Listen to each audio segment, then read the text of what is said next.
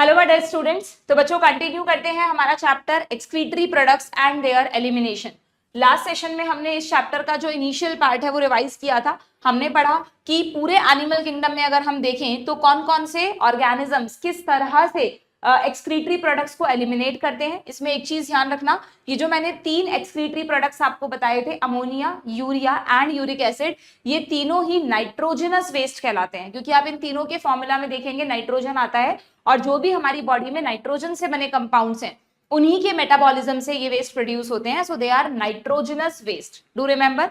बाकी जो भी हमारी बॉडी में बनने वाले वेस्ट प्रोडक्ट्स हैं, जैसे एक्सेस में आयंस हैं, या यूरिन में हम एक्सेस वाटर एक्सक्रीट करते हैं, या एयर के थ्रू CO2 एक्सक्रीट करते हैं, ये भी हमारे एक्सक्रीटरी प्रोडक्ट्स हैं, but they are non nitrogenous excretory products. ठीक है, तो अगर नीट में ऐसा कुछ क्वेश्चन हो तो यू हैव टू रिमेंबर। ठीक है, हमने नेफ्रॉन का जो स्ट्रक्चर है, किडनी का इंटरनल स्ट्रक्चर है, बेसिक जो मैकेनिज्म है यूरिन फॉर्मेशन का, ये सारी चीजें पढ़ ली थी। अच्छा, एक चीज और देख लेना, ये जो डायग्राम है this is very very important. इससे रिलेटेड कोई क्वेश्चन हमने नहीं किया था, बट ये आपसे पूछा जा सकता है बच्चों। It is a term Malpighian body. आप इसे मैल्फिजियन ट्यूब्यूल के साथ मिक्स मत करना। मैल्फिजियन ट्यूब्यूल्स तो कॉकरोच में होती हैं, उन्हीं मैल्फिजी ने यहाँ वहां पर मैल्फिजियन ट्यूब्यूल्स देखी और हमारे किडनीज में उन्होंने एक स्पेशल स्ट्रक्चर देखा जिसे नाम दिया मैल्फिजियन बॉडी, या आप इसे मैल्फिजियन कॉर्पस्कल्स भी कह सकते हैं। क्या है ये स्ट्रक्चर समझना। मैंने आपको कल बताया था कि हमारी किडनी में एक किडनी में अगर आप देखेंगे तो 10 लाख नेफ्रॉन्स होते हैं, 1 मिलियन नेफ्रॉन्स होते हैं। ये नेफ्रॉन का बोमेंस कैप्सूल आपको दिखाया है, ठीक है। एंड यू नो कि इस बोमेंस कैप्सूल में अंदर की तरफ ग्लोमेरुलस का नेटवर्क होता है। ग्लोमेरुलस क्या है? Simply blood capillaries. ये सब हमने कल पढ़ा था। आप ध्यान से इस डायग्राम को देखो, जो बोमेंस कैप्सूल की ग्रीन कलर से इन्होंने इनर वॉल बनाई है, वो ग्लोमेरुलस यानी कैपिलरीज की जो वॉल है, एंडोथेलियम, उसके साथ कितनी इंट्रिकेटेडली अरेंज है। इंट्रिकेटेड मैनर मतलब दोनों बहुत पास पास हैं, बिल्कुल माइन्यूट स्पेस इनके बीच में है। तो इस तरह का जो अरेंजमेंट होता है, ऐसा लगता है ये पूरा एक ही स्ट्रक्चर है। तो जब माइक्रोस्कोप से हम किडनी का सेक्शन लेकर देखते हैं ना, तो यहाँ पर ऐसे आप इमेजिन करो, हर जगह बोमेंस कैप्सूल है और ग्लोमेरुलस का नेटवर्क है। तो मैल्फिजियन को ये स्ट्रक्चर ऐसे छोटे छोटे कॉर्पस्कल्स, छोटे छोटे ग्रेन्यूल्स की तरह दिखाई दिए थे। ऐसा लगता है जैसे किडनी के कॉर्टेक्स वाले पार्ट में, आपको पता है बोमेंस कैप्सूल कॉर्टेक्स में होता है, किडनी के कॉर्टेक्स वाले पार्ट में बहुत सारे ग्रेन्यूल्स हैं। एक्चुअली वो ग्रेन्यूल्स नहीं है, वो नेफ्रॉन का ही पार्ट है। तो दैट्स वाई इसको नाम दिया गया कॉर्पस्कल। या तो आप इसे किडनी के बेस पर रीनल कॉर्पस्कल कह दो या मैल्फिजियन कॉर्पस्कल कह दो, एक ही बात है। ठीक है, तो अगर अलग से क्वेश्चन आता है इस टर्म पे तो यू हैव टू रिमेंबर। ठीक है, यूरिन फॉर्मेशन का जो बेसिक मैकेनिज्म है, जो 3 स्टेप्स होते हैं, वो मैंने आपको कल बता दिए थे, उससे रिलेटेड क्वेश्चंस भी हमने कर लिए थे। अब हमें इसी यूरिन फॉर्मेशन के मैकेनिज्म को थोड़ा सा डिटेल में देखना है और उसकी क्वेश्चन प्रैक्टिस करनी है। ठीक है, अच्छा, आज एक स्टूडेंट ने मुझे एक चीज बताई है बच्चों, ये आप भी सही कर लें प्लीज, है ना, बिल्कुल ध्यान से निकल गया हमारे क्वेश्चन पढ़ते वक्त। कहते हैं ना, आपको मैं हमेशा बोलती हूँ सिली मिस्टेक नहीं करना, बट कभी कभी मैम से भी हो जाती है। तो हमने ये क्वेश्चन किया था कल के सेशन में। हमने मतलब हो सकता है आपने ध्यान दिया हो, ऑनलाइन में तो आप मुझे बता नहीं सकते, ऑफलाइन में होते तो आप मुझे बता देते, है ना। तो यहाँ पर I forgot to read the word chordates. हमने इस क्वेश्चन को किया, मान लो इस क्वेश्चन में कॉर्डेट्स नहीं होता तो क्वेश्चन क्या होता, how many of the following have flame cells as excretory organ, तब तो आंसर 3 होता, क्योंकि फ्लेम सेल्स किस में होती है? फ्लैटवॉर्म्स में होती है और एम्फिऑक्सस में होती है। बट ये क्वेश्चन चेंज हो गया। इस क्वेश्चन में अगर कॉर्डेट लिखा है कि which of the following chordate have flame cells as excretory organ, तो फिर हम यहाँ पर 3 ऑप्शन टिक नहीं कर सकते बच्चों। प्लेनेरिया और टेपवॉर्म कॉर्डेट थोड़ी ना है, ये दोनों तो नॉन कॉर्डेट है, तो फ्लैटवॉर्म्स हैं। यानी यहाँ पर एम्फिऑक्सस इज द ओनली कॉर्डेट जिसमें फ्लेम सेल्स होती है। तो इसका करेक्ट आंसर क्या होगा? Option A, that is 1।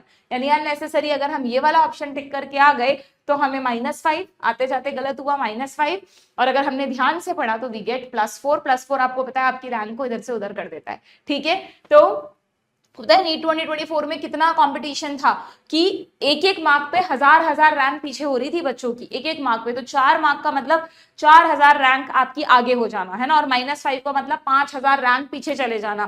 कोई मनचाहा कॉलेज है वो मिलेगा नहीं। ठीक है, हालांकि इसी बार इतना ज्यादा बिल्कुल कट थ्रोट कॉम्पिटिशन हुआ, बट हाँ आप ये मान के चलें अब बहुत कोशिश की जा रही है, हाई पावर्ड कमेटीज बन रही हैं, और है ना एनटीए भी ये कोशिश कर रहा है कि हम नीट के एग्जाम को थोड़ा सा स्टैंडर्डाइज करें। तो होपफुली नीट 2025 में एग्जाम का लेवल, मतलब मैं ये नहीं कह रही कि बहुत टफ होगा, आउट ऑफ एनसीईआरटी पूछ लेंगे, ऐसा कभी नहीं होगा। अभी एनटीए आपसे एनसीईआरटी बेस्ड क्वेश्चन ही पूछेगा, बट थोड़े से लॉजिकल क्वेश्चंस होने चाहिए, कुछ क्रेडिट क्वेश्चंस भी होने चाहिए, जिससे एक्चुअली जज हो सके कि कौन सा बच्चा मेडिकल की सीट को डिजर्व करता है और कौन नहीं। ठीक है, क्लियर? तो ये एक छोटा सा करेक्शन था जो आप कर लेना। अब हम बढ़ते हैं नेक्स्ट क्वेश्चन पर, दैट इज, यहां तक हमने क्वेश्चंस कर लिए थे। चलिए नेक्स्ट क्वेश्चन हमारा असर्शन रीजन क्वेश्चन है। ठीक है, इस क्वेश्चन में आपसे पूछा है, in the descending limb of loop of Henley the urine is hypertonic while in ascending limb hypotonic। अब मैंने देखा है बहुत कंफ्यूजन रहता है आप लोगों को कि मैम ये हाइपर और हाइपोटोनिक वाला मैकेनिज्म हम कैसे याद करें। तो देखो इसी डायग्राम में हम यहीं पर चीजों को नोट कर लेंगे। वैसे मैंने आपको लेक्चर में पढ़ाया हुआ है, बट यहाँ पर हम रिवीजन कर रहे हैं तो फिर से बता देती हूँ। ये बोमन्स कैप्सूल है, ये रेड कलर का ग्लोमेरुलस है, ग्लोमेरुलस से ब्लड फिल्टर हो गया, ब्लड नहीं आता कभी भी, ब्लड का सिर्फ प्लाज्मा वाला पार्ट आता है, कलरलेस पार्ट। अब प्लाज्मा जब आया इस पीसीटी में, तो प्लाज्मा में तो हर वो चीज है जो ब्लड प्लाज्मा में होती है। तो डू रिमेंबर, जब फिल्ट्रेट पीसीटी में है, जो भी इस येलो कलर के नेफ्रॉन के अंदर है ना बच्चों, उसे आप ब्लड मत कहना, ना ही अभी आप यूरिन कहोगे, अभी आप इसे कहोगे फिल्ट्रेट।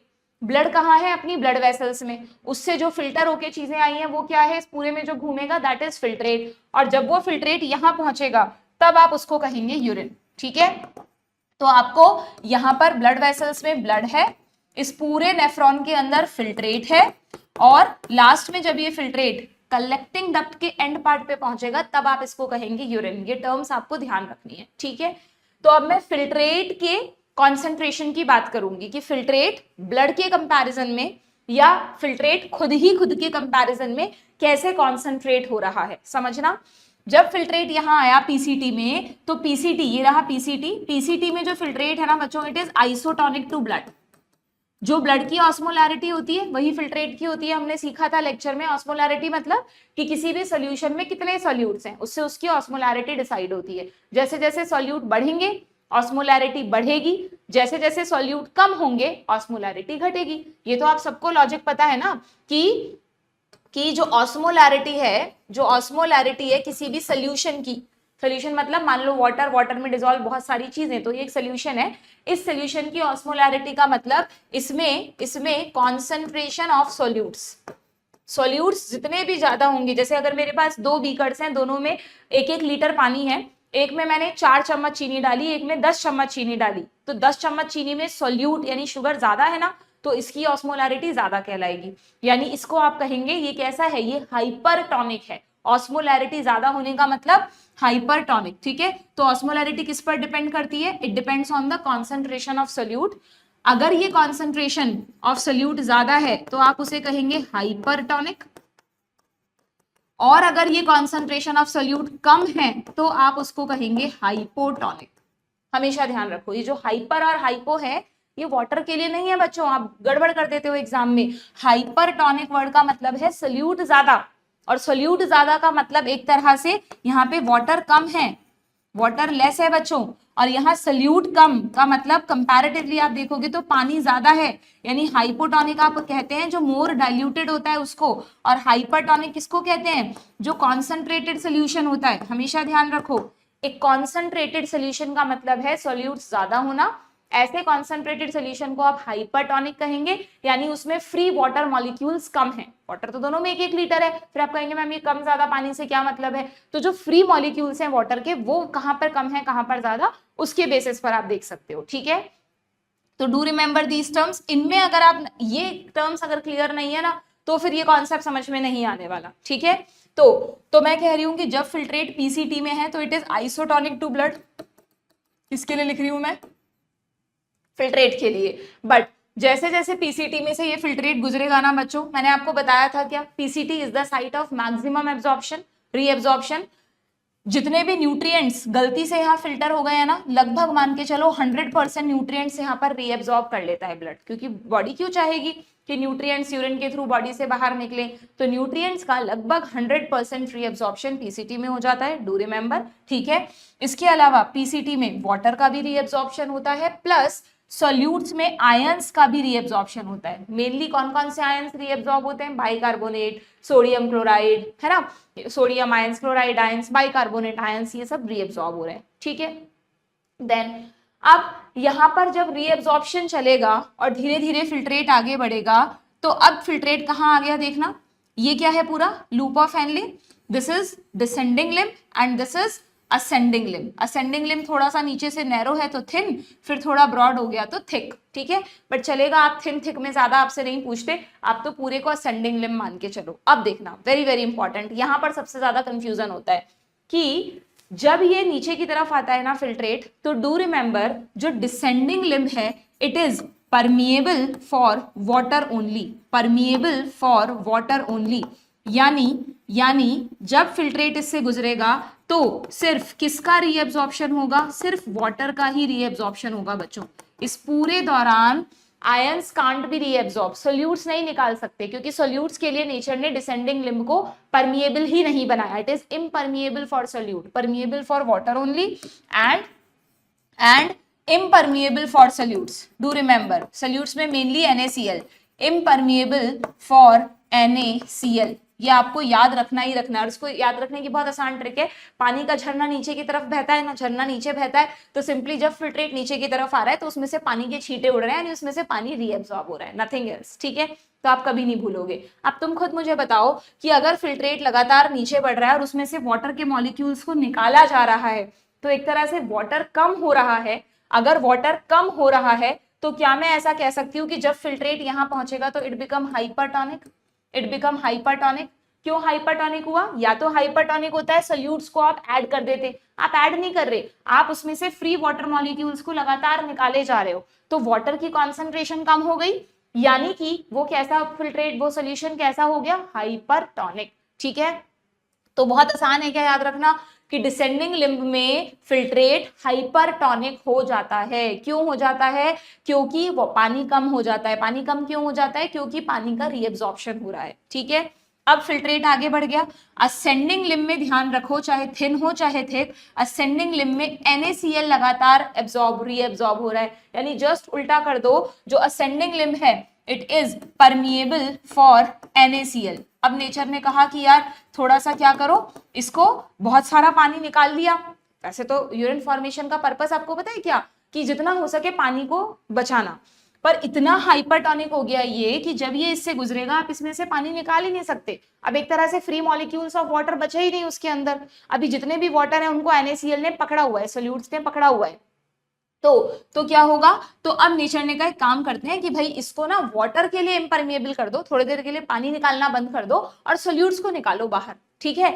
तो अगर इस पूरे के दौरान लगातार सोल्यूट्स बाहर निकल रहे हैं, यानी सोल्यूट कम हो रहे हैं, सोल्यूट कम हो रहे हैं, हमने पानी ऐड नहीं किया, अब ये मत समझना कि यहाँ पे पानी बढ़ा दिया, पर सोल्यूट्स को हमने निकाल लिया तो फ्री मॉलिक्यूल ऑफ वाटर बढ़ गए। अगर आपने NaCl को निकाल लिया तो but obvious free molecule of water बढ़ गए, तो इस वजह से ये कैसा हो गया बच्चों, ये हो गया हाइपोटोनिक। यानी जब फिल्ट्रेट इस असेंडिंग लिम्ब में यहाँ पहुंचेगा तो ये कैसा होगा, ये हाइपोटोनिक हो चुका होगा। कहते कैसे नेचर ने गेम खेला कि पहले जितना पानी निकाल सकते थे निकाल लिया, फिल्ट्रेट को हाइपरटोनिक बना दिया। अब क्योंकि पानी और निकालना पॉसिबल था नहीं, तो पहले सोल्यूट्स को निकाला, सोल्यूट्स को निकालने से इनडायरेक्टली ये फिल्ट्रेट हाइपोटोनिक हो गया। अब ये हाइपोटोनिक है तो जब ये DCT से गुजरेगा, हाइपोटोनिक का मतलब होता है फ्री मॉलिक्यूल ऑफ वाटर खूब सारे हैं, है ना, सोल्यूट कम हो गए, फ्री मॉलिक्यूल ऑफ वाटर खूब सारे हैं, तो फ्री मॉलिक्यूल को रीएब्जॉर्ब करना आसान है ना, तो अगेन DCT में वाटर का रीएब्जॉर्प्शन शुरू हो जाएगा। यही हम चाहते हैं, नेफ्रॉन चाहता है कि जितना हो सके फिल्ट्रेट में से पानी निकाल लो, बट पानी निकालने की शर्त होती है कि आप पानी तभी निकाल सकते हो जब पानी के फ्री मॉलिक्यूल्स प्रेजेंट हो, जो सोल्यूट के साथ बाइंडेड होते हैं उनको नहीं निकाल सकते, वो रीएब्जॉर्ब ही नहीं होंगे, ठीक है। तो यहाँ पर H2O को निकाल रहे, H2O के साथ साथ आयंस का भी रीएब्जॉर्प्शन होगा, ठीक है, और फिल्ट्रेट कलेक्टिंग डक्ट में आ जाएगा।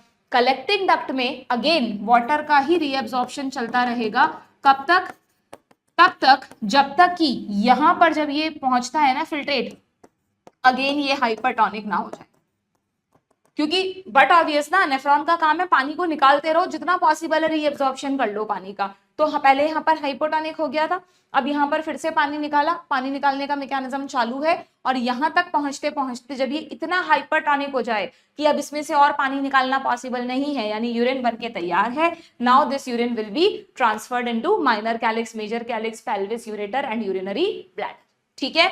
समझ में आ गई क्या आपको बात? ये कलेक्टिंग डक्ट का लास्ट का जो फूला हुआ पोर्शन है इसको डक्ट ऑफ बेलिनी कहते हैं, लिखा नहीं है एनसीईआरटी में, जस्ट वैसे ही बताया, नीट में नहीं पूछेंगे आपसे। तो आपको आसानी से समझ में आ गया ये मैकेनिज्म। तो ये पूरा सेलेक्टिव रीएब्जॉर्प्शन हमने समझ लिया यहाँ पे, ठीक है।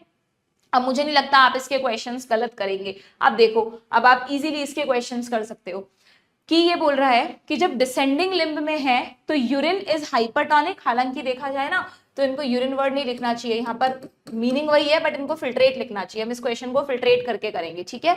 तो in the descending limb of loop of Henley the filtrate is hypertonic, while in ascending limb the filtrate become hypotonic। तो बिल्कुल ठीक है। देन रीजन है डिसेंडिंग लिम्ब इज इम्परमिएबल। ये कह रहा है ऐसा क्यों हुआ, क्योंकि जो डिसेंडिंग लिम्ब है, जो झरना बह रहा है, वो इम्परमिएबल है आयंस के लिए, while ascending limb is impermeable to water। बिल्कुल ठीक है, रटने जैसा कुछ भी नहीं है। डिसेंडिंग लिम्ब पानी के लिए परमिएबल यानी सॉल्ट्स के लिए इम्परमिएबल, और असेंडिंग लिम्ब, ये याद रहेगा तो इसका उल्टा कर दो, बस कुछ नहीं करना तुमको, ठीक है। डन। तो ये इसको बिल्कुल सही से एक्सप्लेन भी कर रहा है, it is the correct explanation. तो यहां पर हो जाएगा ऑप्शन ए, ठीक। आगे बढ़ जाएं क्या? ये क्वेश्चन एकदम क्लियर है, अब इससे रिलेटेड कोई भी क्वेश्चन कर सकते हो आप। चलिए अब इसमें बताओ मुझे कौन सा स्टेप कहाँ हो रहा है? अल्ट्रा फिल्ट्रेशन कहाँ हो रहा था? मेल्फिजियन कॉर्पस्कल पे, है ना, ग्लोमेरुलस और बोमेंस कैप्सूल के बीच में। कॉन्सेंट्रेशन ऑफ यूरिन, यूरिन को कॉन्सेंट्रेटेड किसने बनाया? मेनली हैनलेज लूप ने। ट्रांसपोर्ट ऑफ यूरिन, यूरिन को पहुंचा कौन रहा है यूरिनरी ब्लैडर तक? यूरेटर। और स्टोरेज कौन कर रहा है? Urinary bladder. तो ए का 4 है, बी का 1 है, given only in the option A. तो आंसर हो जाएगा ए, ठीक है। आगे बढ़े, which is true, urine is hypertonic in DCT. क्या डीसीटी में यूरिन हाइपरटोनिक था बच्चों? अगर डीसीटी में यूरिन हाइपरटोनिक होता तो उसमें से पानी कैसे निकालते? नहीं, डीसीटी में यूरिन हाइपोटोनिक है, आराम से उसमें वाटर के फ्री मॉलिक्यूल से आप खूब सारे निकाल लो। तो ये गलत हो गया, यूरिन इज हाइपरटोनिक, गलत। When the urine passes into collecting duct it becomes hypotonic, नहीं। जब कलेक्टिंग डक्ट में आया, डीसीटी ने पानी निकाल दिया, अब यूरिन धीरे धीरे हाइपरटोनिक की तरफ बढ़ रहा है, और कलेक्टिंग डक्ट में एकदम लास्ट तक पहुंचते पहुंचते इट बिकम एक्सट्रीमली हाइपरटोनिक। तो मतलब हो सकता है आप इस तरह के क्वेश्चंस में कंफ्यूज हो कि मैम डीसीटी में हाइपोटोनिक था तो कलेक्टिंग डक्ट में भी हाइपो करो। भाई डीसीटी में वाटर का रीअब्जॉर्प्शन हुआ है ना, तो कंपैरेटिवली तो टोनिसिटी बढ़ गई, ऑस्मोलैरिटी बढ़ गई, तो आपको कलेक्टिंग डक्ट में हाइपरटोनिक यूरिन दिखाना है। 300, 600, 900, 1200 तक पहुंच जाएगी। ये जो वैल्यूज है ये भी काउंटर करंट में आएंगी, ठीक है। तो इट बिकम्स हाइपोटोनिक, ये भी गलत हो गया। Then urine is isotonic in PCT, yes. किसके आइसोटोनिक है? ब्लड के, है ना। इसमें बार बार यूरिन लिखना इज रॉन्ग ना, इनको फिल्ट्रेट लिखना चाहिए, ठीक है, कोई बात नहीं, do remember. Then urine become more and more hypotonic as it passes through Henle's loop. अब क्या करें? ये तो बड़ा कंफ्यूजिंग सा स्टेटमेंट है, as it passes through Henle's loop. इन्होंने डिसेंडिंग लिम्ब और असेंडिंग लिम्ब तो दिया ही नहीं बच्चों, ठीक है। तो अगर नहीं दिया तो फिर ऐसा कहना कि यूरिन हाइपोटोनिक हो जाएगा, पार्शियली सही है भी और नहीं भी। मुझे तो नहीं लगता ऐसा कोई ऑप्शन है कि जिसमें 3 and 4 दे रखा हो, नहीं 3 ओनली दे रखा है, हाँ तो बस ठीक है, ये फिर गलत है ना। Urine become more and more hypotonic as it passes through Henle's loop, ये इनकम्प्लीट स्टेटमेंट है। Urine become hypertonic as it passes from descending limb, then it become hypotonic as it passes through ascending limb, तब ये correct statement माना जाएगा, ठीक है। आगे बढ़े नेक्स्ट क्वेश्चन पर। Which statement in regard to excretion by the human kidney is correct? ठीक है भाई, बता देते हैं। Ascending limb of loop of Henle, देखो 4-5 क्वेश्चन एक साथ लगातार उस कॉन्सेप्ट के कर लोगे ना तो दिमाग में वो कॉन्सेप्ट पक्का हो जाएगा, ठीक है। Ascending limb of loop of Henle, ये वाला लिम्ब जो ऊपर आ रहा है, is impermeable to electrolyte, नहीं, झरना नीचे बहता है तो ये वाटर के लिए परमिएबल है, और अगर ये वाटर के लिए परमिएबल है तो ये सॉल्ट्स के लिए परमिएबल है। बहुत आसान है, याद रखना। ये कह रहा है कि जो ये डिसेंडिंग लिम्ब है, ये असेंडिंग लिम्ब है, गड़बड़ मत कर देना। इसमें नीचे आ रहा है फिल्ट्रेट तो डिसेंडिंग, इसमें ऊपर जा रहा है तो असेंडिंग, ठीक है। तो ascending limb is impermeable to electrolytes, गलत। इम्परमिएबल कह रहा है ये, ऐसे हमेशा आदत बनाओ कि जब भी आप नीट का पेपर सॉल्व करते हो, मॉक टेस्ट करते हो घर पे, तो जो रफ स्पेस होता है, आसपास की जो जगह होती है, उसको यूज करो, हाथ चलाते रहो। ऐसा नहीं सिर्फ दिमाग में ही सोच रहे हो। अच्छी बात है, दिमाग में सोच के तुम्हारे क्वेश्चन सही हो रहे हैं, then well and good, time थोड़ा सा तुम्हारा और बच जाएगा। बट ज्यादातर मैंने देखा है कि सिर्फ दिमाग में सोचने से हल्का फुल्का हमारा दिमाग भटक गया तो हम वो भूल जाते हैं। तो जितनी आपको बना बना के सॉल्व करने की हैबिट है ना, डायग्राम्स बना बना के, लाइंस खींच खींच के, लिख लिख के, उतना आपके करेक्ट क्वेश्चंस की परसेंटेज बढ़ जाएगी। ठीक है। डिसेंडिंग लिम्ब की बात करें तो ये कह रहा है इम्परमिएबल है वाटर के लिए, फिर से गलत। डीसीटी की बात करें तो it is incapable of reabsorption of ions. Ions का रीअब्जॉर्प्शन तो पीसीटी एंड डीसीटी दोनों में होता है। Nearly 99% of filtrate is reabsorbed by the renal tubule. ये हमने कल पढ़ा था कि क्योंकि 180 लीटर पर डे हमारा यूरिन बन जाता अगर 99% रीअब्सॉर्प्शन नहीं होता तो, यानी हमको करेक्ट बताना है, तो ये रहा ओनली करेक्ट स्टेटमेंट। ठीक है। The increase in osmolarity from outer to inner medullary interstitium is maintain due to. अच्छा, अब ये जो क्वेश्चन है, ये क्वेश्चन काउंटर करंट से आया है। रुको जरा, ये वाला पार्ट क्लियर हो गया ना आपको? ये जो भी चीजें मैंने बताई है यहाँ थ्योरी में लिखी हुई है, चाहो तो इसमें देख सकते हो। अच्छा, एक चीज और देख लो यहाँ पे, फिर काउंटर करंट पे जाते हैं। कि जैसे यहाँ पर सिलेक्टिव रीअब्जॉर्प्शन हो रहा है चीजों का, उसके साथ साथ आपको कुछ चीजें अंदर जाती हुई दिख रही है। मैंने एक और स्टेप भी तो बताया था आपको, ट्यूब्यूलर सिक्रीशन। तो ट्यूब्यूलर सिक्रीशन कैसे होता है, देखो यहाँ पर इसके लिए एक लाइन लिखी है, पीसीटी में लिखा है कि पीसीटी में क्या होता है, PCT help to maintain the pH and ionic balance by secretion. Secretion मतलब ट्यूब्यूल में डालना, ट्यूब्यूल से निकालना रीअब्जॉर्प्शन, ट्यूब्यूल में डालना secretion. Secretion of hydrogen ions and ammonia into the filtrate. तो यहां पर क्या होता है बच्चों, पीसीटी में इन दो चीजों का सिक्रीशन होता है। क्यों होता है? क्योंकि हाइड्रोजन आयंस को तो फिल्ट्रेट में डालना इसलिए जरूरी है क्योंकि जो पॉजिटिव आयंस निकल रहे हैं ना, सोडियम पोटेशियम, उनको बैलेंस करना है। फिल्ट्रेट का पीएच आयनिक बैलेंस करने के लिए, मेंटेन करने के लिए जरूरी है कि अगर कैटायंस को लगातार निकाल रहे हैं तो कुछ कैटायंस को डालें भी। ठीक है, तो हाइड्रोजन आयंस को डालते हैं, और अमोनिया का रीजन मैंने कल तुम्हें बता ही दिया था। ओके। अच्छा, यहाँ पर एक कंफ्यूजन था, पुरानी एनसीईआरटी में थ्योरी में कुछ लिखा हुआ था कि पोटेशियम आयंस का भी सिक्रीशन होता है, बट अब न्यू एनसीईआरटी ने उसको करेक्ट कर दिया है। न्यू एडिशन में पोटेशियम आयन डायग्राम में भी आपको रीअब्सॉर्ब होते दिखाएं और थ्योरी में भी रीअब्सॉर्ब ही होते हैं। ठीक है, क्योंकि ये कंफ्यूजन इसलिए होता है क्योंकि देखो डीसीटी में के प्लस आयन सिक्रीट हो रहे हैं, जबकि पीसीटी में के प्लस आयन रीअब्सॉर्ब हो रहे हैं। इन सबके डिटेल्ड मैकेनिज्म है, ऐसा क्यों होता है कि ये रीअब्सॉर्ब हो रहा है, ये सिक्रीट हो रहा है, बट वो सब हमारे कोर्स में नहीं है। You just have to remember कि पोटेशियम आयन का पीसीटी में रीअब्सॉर्प्शन जबकि डीसीटी में सिक्रीशन होता है। ठीक है, हाइड्रोजन आयन सेम है और अमोनिया भी यहाँ पर आप बना सकते हो, नो प्रॉब्लम। अमोनिया का तो हर जगह सिक्रीशन ही होगा, अमोनिया को क्यों निकालेगा ब्लड, क्यों रीअब्सॉर्प्शन करेगा, वो तो टॉक्सिक है। ठीक है, डन।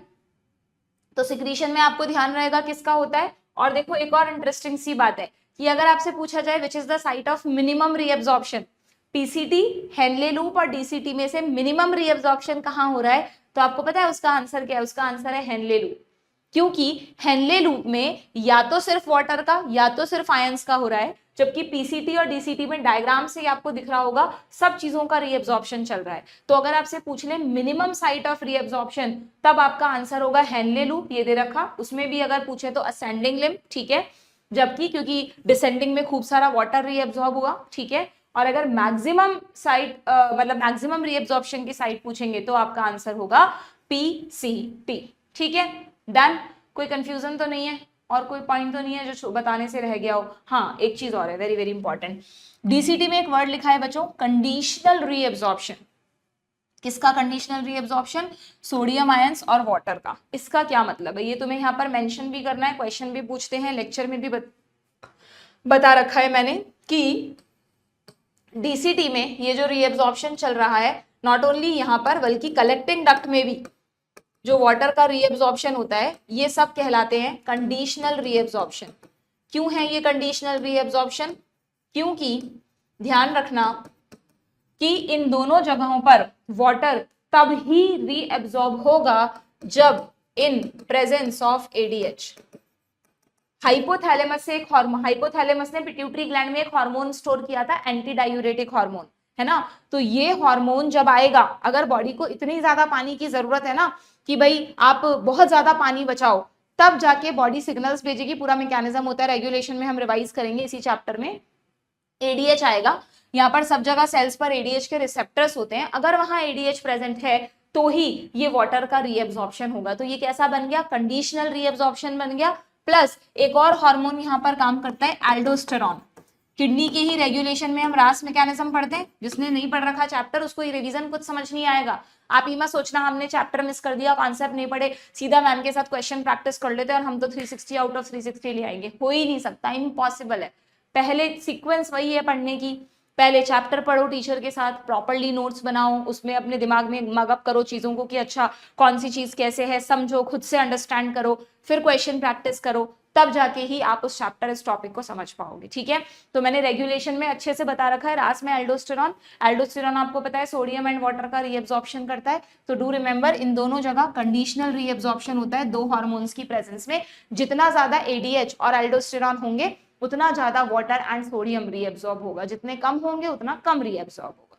ठीक है, तो this is called conditional reabsorption. ठीक है, एक और चीज यहाँ पे आपको ये दिख रहा है, यूरिया क्या कर रहा है, ये यूरिया का रीएब्सॉर्प्शन क्यों किया भला लास्ट में, कलेक्टिंग डक्ट से अच्छा खासा यूरिन बन गया था, जा रहा था, थोड़ी सी यूरिया निकाल ली उसमें से। यूरिया तो हाईली टॉक्सिक प्रोडक्ट है, सारा झंझट ही किडनी ने यूरिया को बाहर निकालने के लिए किया है ना। कुछ बच्चों को लगता है मैम एरो तो गलत नहीं बन गया, नहीं, एक्चुअली ये जो यूरिया है ये प्लस NaCl ये दोनों मिलकर क्या करते हैं समझना, जो कि काउंटर करंट मैकेनिज्म को लिंक करता है अब ये टॉपिक, कि NaCl और यूरिया को नेचर ने एक और काम दिया है। क्या काम दिया है कि हम कह रहे हैं, एक तरह से इमेजिन करना पड़ेगा तुम्हें, हम कह रहे हैं कि किडनी में कॉर्टेक्स और मेड्यूला, ये कॉर्टेक्स वाला पार्ट है ना जिसमें पीसीटी डीसीटी वगैरह है, और ये मेड्यूला वाला पार्ट है। तो कॉर्टेक्स और मेड्यूला में क्या होता है, फ्लूइड्स भी प्रेजेंट होते हैं। जैसे बहुत सारे नेफ्रॉन हैं, आप इमेजिन करो किडनी में, मेरे को मैं बनाती हूँ इसलिए समझ में आएगा तुम्हें। अगर ये किडनी है, ठीक है, अगर ये किडनी है, एक मिनट, अगर ये किडनी है तो ये कॉर्टेक्स, ये मेड्यूला है। अब मैं आपको कह रही हूँ कि इसमें ऐसे बहुत सारे, एक किडनी में 10 लाख नेफ्रॉन है इस तरह से। अभी ऐसे ऐसे बना देती हूँ, ऐसे ऐसे नेफ्रॉन है। तो नेफ्रॉन के इधर उधर भी तो थोड़ी थोड़ी खाली जगह भी तो है, ये दिख रही है आपको खाली जगह, खाली स्पेस भी तो है। इस खाली स्पेस में कैपिलरीज का नेटवर्क वगैरह है, ठीक है, बट उसके अलावा भी खाली जगह बचेगी। उस खाली जगह को आप टिश्यू स्पेस कह दो। टिश्यू स्पेस में हमेशा टिश्यू फ्लूइड होता है, इंटरस्टिशियल फ्लूइड जिसे आप कहते हैं। तो हमारे जितने भी नेफ्रॉन है, नेफ्रॉन्स के चारों तरफ ये जो खाली जगह आपको दिख रही है, यहाँ पर ब्लड वेसल्स तो हैं ही, प्लस उसके अलावा एक फ्लूइड प्रेजेंट होता है, दैट इज इंटरस्टिशियल फ्लूइड। ठीक है, अगर वो कॉर्टेक्स में है तो कॉर्टिकल फ्लूइड, मेड्यूला में है तो medullary interstitial fluid. Nephrons are surrounded by a fluid known as medullary interstitial fluid. ठीक है, अब सुनना, जो मैं तुम्हें कह रही हूँ ना, चीजों का रीएब्जॉर्प्शन हो रहा है, तो हमारे दिमाग में एक इमेज ये है कि भाई रीएब्जॉर्प्शन किस तरह हो रहा होगा। रीएब्जॉर्प्शन किस तरह हो रहा होगा, देखना, अगर ये नेफ्रॉन है, नेफ्रॉन का सिर्फ मैं अभी ट्यूब्यूलर पार्ट बना रही हूँ, ये नेफ्रॉन है, रुको रुको, नेफ्रॉन को किसी और कलर से बनाओ, ब्लड को बनाएंगे रेड कलर से। अगर ये नेफ्रॉन है, ये नेफ्रॉन है, ठीक है, नेफ्रॉन की सेल हो गई क्यूबॉइडल एपिथेलियम, ऐसे मैंने आपको कहा था इमेजिन करो एकदम गोल ऐसे पाइप है, तो हमें 2D में बनाना पड़ रहा है डायग्राम। अंदर फिल्ट्रेट है, ठीक है, और ये एक सेल को मैं थोड़ा जूम कर देती हूँ, ये एक सेल को थोड़ा जूम कर देती, लंबी नहीं है, सिर्फ समझाने के लिए बता रही हूँ। ठीक है, और ये रही यहाँ पे कोई ब्लड वेसल, ये ब्लड वेसल की वॉल, वो भी एंडोथेलियम स्क्वामस एपिथेलियम की बनी है। और मैं तुम्हें कह रही हूँ कि इनके बीच में थोड़ी सी भी जो जगह बची है वहां पर एक फ्लूइड है, दैट इज इंटरस्टिशियल फ्लूइड। थोड़ी जगह हमेशा होती है इंटरस्टिशियल फ्लूइड। ठीक है, तो अब अगर फिल्ट्रेट में से किसी भी चीज को, मान लो ये फिल्ट्रेट है, इस फिल्ट्रेट में से किसी भी चीज को रीअब्सॉर्ब करना है, यानी ब्लड में जाना है, तो उसको देखो क्या क्या क्रॉस करना पड़ेगा। उस चीज को, यानी आयंस को या जो भी है, वो पहले क्यूबॉइडल सेल्स में आएंगे, यानी ट्यूब्यूल की सेल्स ट्यूब्यूलर सेल्स में आएंगे, फिर ट्यूब्यूलर सेल्स में वो पहले इस फ्लूइड में आएंगे बच्चों, इंटरस्टिशियल फ्लूइड में आएंगे, फिर जाके वो ब्लड में आएंगे, ब्लड की कैपिलरीज की वॉल को क्रॉस करके। ऐसा नहीं है कि इन दोनों के बीच में कोई फ्लूइड ही नहीं है और बिल्कुल चिपकी हुई है और एक सेल से कूद के वो दूसरे सेल में डिफ्यूजन कर गया, नहीं, हमेशा सेल्स के बीच बीच में जो खाली जगह होती है उसमें फ्लूइड होता है। तो जो भी रीअब्सॉर्प्शन चल रहा है वो एक्चुअली में देखा जाए तो ट्यूब्यूल और ब्लड वेसल के बीच में नहीं हो रहा, बल्कि पहले ये रीअब्सॉर्प्शन ट्यूब्यूल और फ्लूइड के बीच में हो रहा है, फिर फ्लूइड और ब्लड के बीच में होगा। समझ रहे हैं आप बात को? तो यानी जब रीअब्जॉर्प्शन हो रहा है तो जो कॉन्सेंट्रेशन ग्रेडियंट है वो फ्लूइड में भी चेंज हो रहा है। जैसे मैंने आपको कहा कि फिल्ट्रेट में से वाटर रीअब्सॉर्ब हो रहा है, तो फिल्ट्रेट तो कैसा होता जा रहा है, हाइपरटोनिक। लेकिन ये पानी इस फ्लूइड में ही तो आया, जो यहाँ पर फ्लूइड है उसी में तो आया, तो फ्लूइड कैसा होता जा रहा है, हाइपोटोनिक, क्योंकि फ्लूइड में वाटर ज्यादा आ गया। वाटर ज्यादा का मतलब हाइपोटोनिक कहते हैं, आप उसे हाइपोटोनिक कहते हैं डाइल्यूटेड को, ठीक है। इसी तरह जब ये ऊपर जा रहा है फिल्ट्रेट, तो अब आपने सोडियम NaCl निकालना शुरू कर दिया, तो अगर NaCl निकालना शुरू कर दिया तो फिल्ट्रेट तो कैसा हो गया, हाइपोटोनिक, फिल्ट्रेट में वाटर ज्यादा, वाटर के फ्री मॉलिक्यूल ज्यादा, जबकि जो चारों तरफ का फ्लूइड है वो कैसा हो गया, हाइपरटोनिक। समझ रहे हैं बात। तो सोचो अगर हर बार एक बार का फिल्ट्रेट चला गया, फिर दूसरी बार का चला गया, ऐसे 100-200 बार हर बार सेम कहानी होती रही, तो एक प्रॉब्लम आएगी क्या, कि यहाँ इस वाले एरिया में तो वाटर बहुत ज्यादा हो जाएगा और इस वाले एरिया में सॉल्ट्स बहुत ज्यादा हो जाएंगे, है ना, क्योंकि फ्लूइड में लगातार, ठीक है ब्लड उनको निकाल रहा है, नो डाउट, लेकिन फिर भी अगर आप कंपेयर करें तो यहाँ पर ये जो फ्लूइड होगा चारों तरफ उसमें बहुत ज्यादा पानी होगा। तो अगर बहुत ज्यादा पानी चारों तरफ हुआ, अगर बहुत ज्यादा पानी इस एरिया में हुआ मान लो, तो जो नेक्स्ट फिल्ट्रेट आएगा ना उसमें से पानी निकाल ही नहीं पाएगा, क्योंकि वाटर के ऑस्मोसिस की तो वही शर्त है ना कि वाटर हमेशा हाई कॉन्सेंट्रेशन से लो कॉन्सेंट्रेशन की तरफ जाता है। तो अगर ऑलरेडी पानी बहुत ज्यादा है बाहर, तो नया पानी निकलना बंद हो जाएगा, यानी हम यूरिन में से पानी को बचा ही नहीं पाएंगे। तो ये बहुत जरूरी है कि मेड्यूला का जो सबसे अंदर वाला पार्ट है, इनर, ये इसको कहते हैं आउटर मेड्यूला, इसको कहते हैं इनर मेड्यूला। तो ये जो इनर मेड्यूला वाला पार्ट है ना बच्चों, इस इनर मेड्यूला में क्या होना चाहिए, ये जो इनर मेड्यूला है उसमें पानी ज्यादा नहीं होना चाहिए, बल्कि हमेशा इस इनर मेड्यूला के फ्लूइड में हाइपरटोनिक मीडियम होना चाहिए। हाइपरटोनिक यानी इसमें खूब सारे सॉल्यूट्स पड़े रहने चाहिए, क्योंकि अगर बाहर सॉल्यूट ज्यादा हुए यानी पानी कम हुआ तो ही इजीली पानी का रीएब्जॉर्प्शन हो पाएगा। समझ रहे हैं आप। तो इसलिए जब फिल्ट्रेट जा रहा होता है यूरिन बनके, तो वो यूरिया को थोड़ा सा इस फ्लूइड में ट्रांसफर कर देता है। ये यूरिया वापस, ये यूरिया कैसे आई, इस फिल्ट्रेट में से थोड़ी सी, क्योंकि यूरिया जो है ना वो 0.0001% कॉन्सेंट्रेशन में भी अगर है तो वो हाइपरटोनिक मीडियम क्रिएट कर देगी। कैसा मीडियम, हाइपरटोनिक, यानी यहाँ पर जो फ्लूइड है उस फ्लूइड में अगर थोड़ी भी यूरिया हुई तो वो फ्लूइड को कैसा बना देगी, हाइपरटोनिक।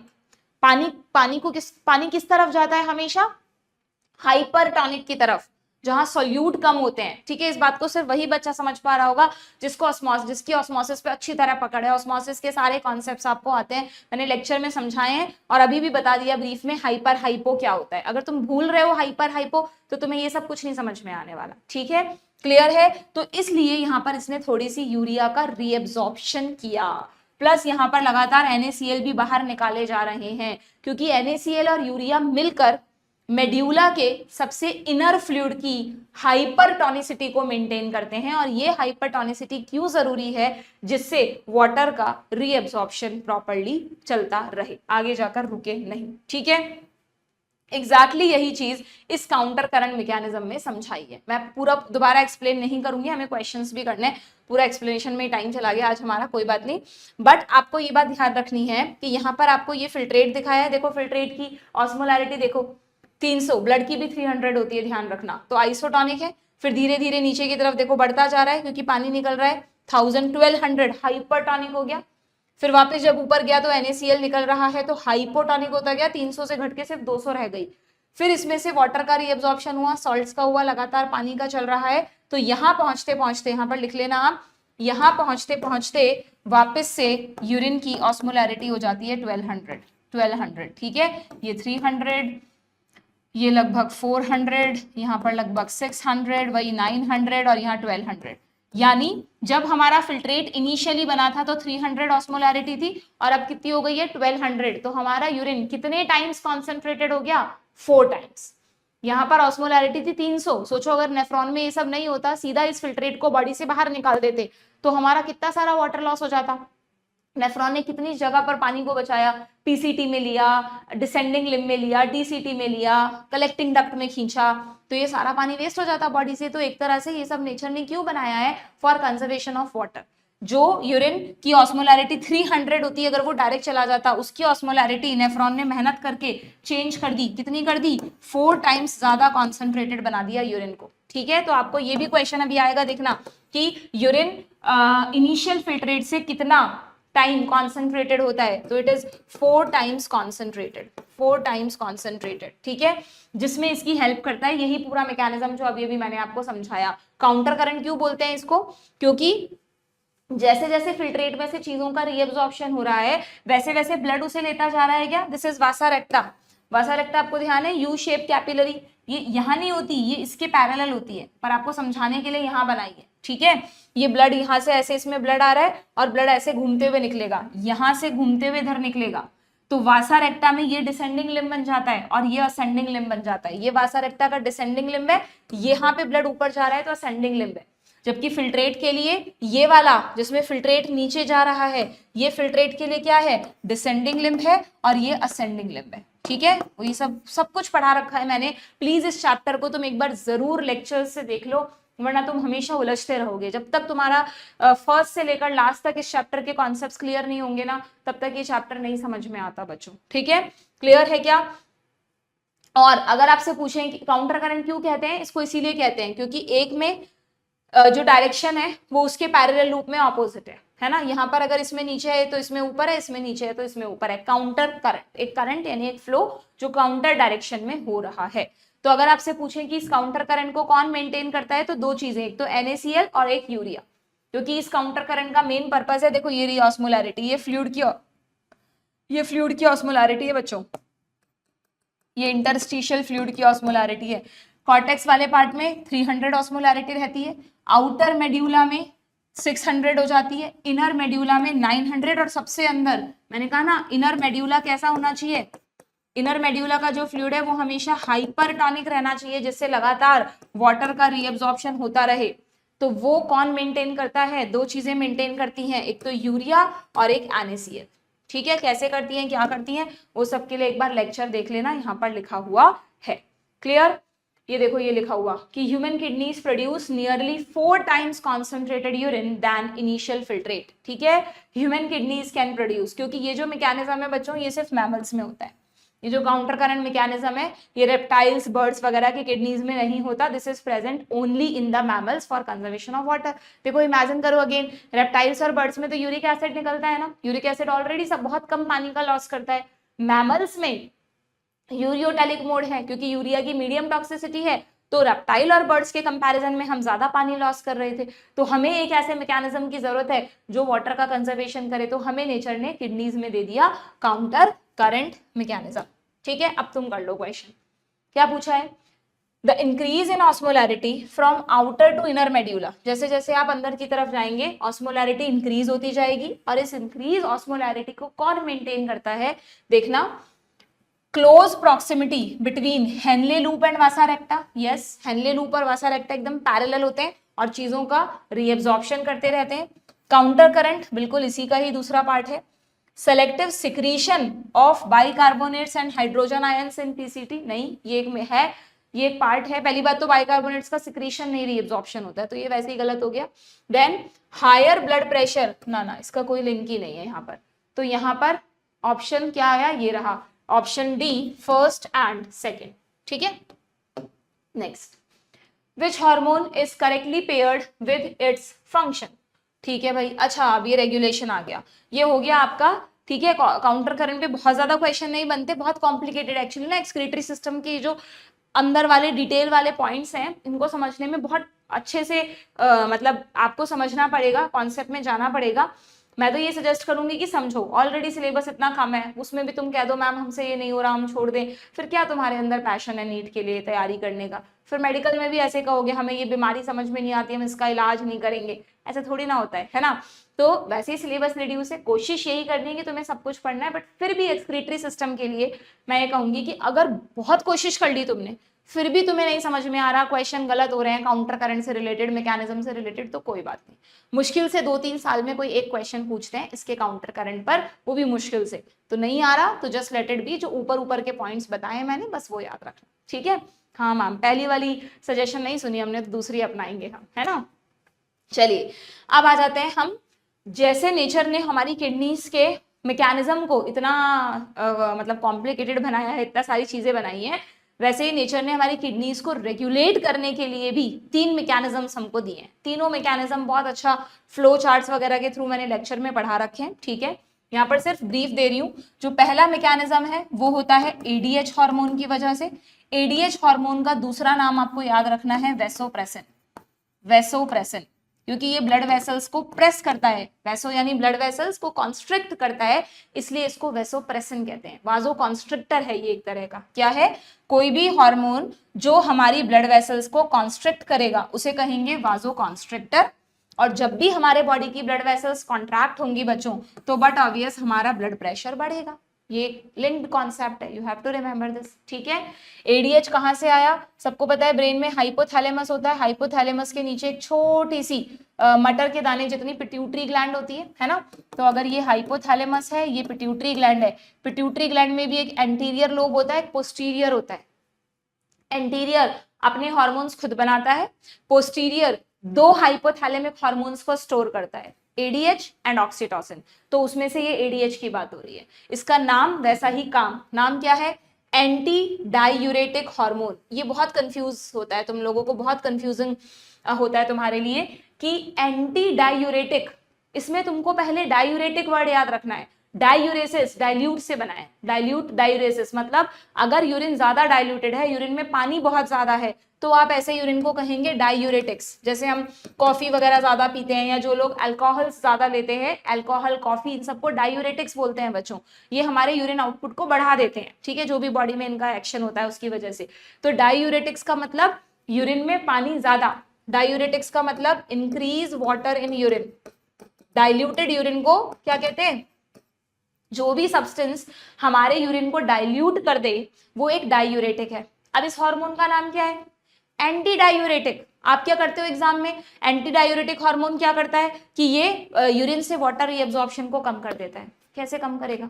बढ़ाएगा ना ये वाटर के रीअब्जॉर्प्शन को। इसका नाम है एंटी डायूरेटिक, यानी ये चाहता है यूरिन डाइल्यूट नहीं हो, एंटी डायूरेटिक। ये यूरिन को डाइल्यूट होने से रोक रहा है। ये क्या करता है? It prevent dilution, it prevent dilution of urine. Urine को डाइल्यूशन से रोकना है तो क्या तरीका है? जितना हो सके नेफ्रॉन से वाटर को निकाल लो। अभी देखा था हमने, डीसीटी और कलेक्टिंग डक्ट पे इसके रिसेप्टर्स हैं, वहां से ये वाटर के रीअब्जॉर्प्शन को बढ़ा देता है, ठीक है। तो एडीएच का फंक्शन क्या हुआ? Reabsorption of water. एडीएच का फंक्शन क्या हुआ? वाटर का रीअब्जॉर्प्शन करना। कहां से करता है? From latter parts of tubule. Latter parts का मतलब है डीसीटी एंड कलेक्टिंग डक्ट, ठीक है। तो कलेक्टिंग ट्यूब, कलेक्टिंग डक्ट एक ही बात है, क्लियर है।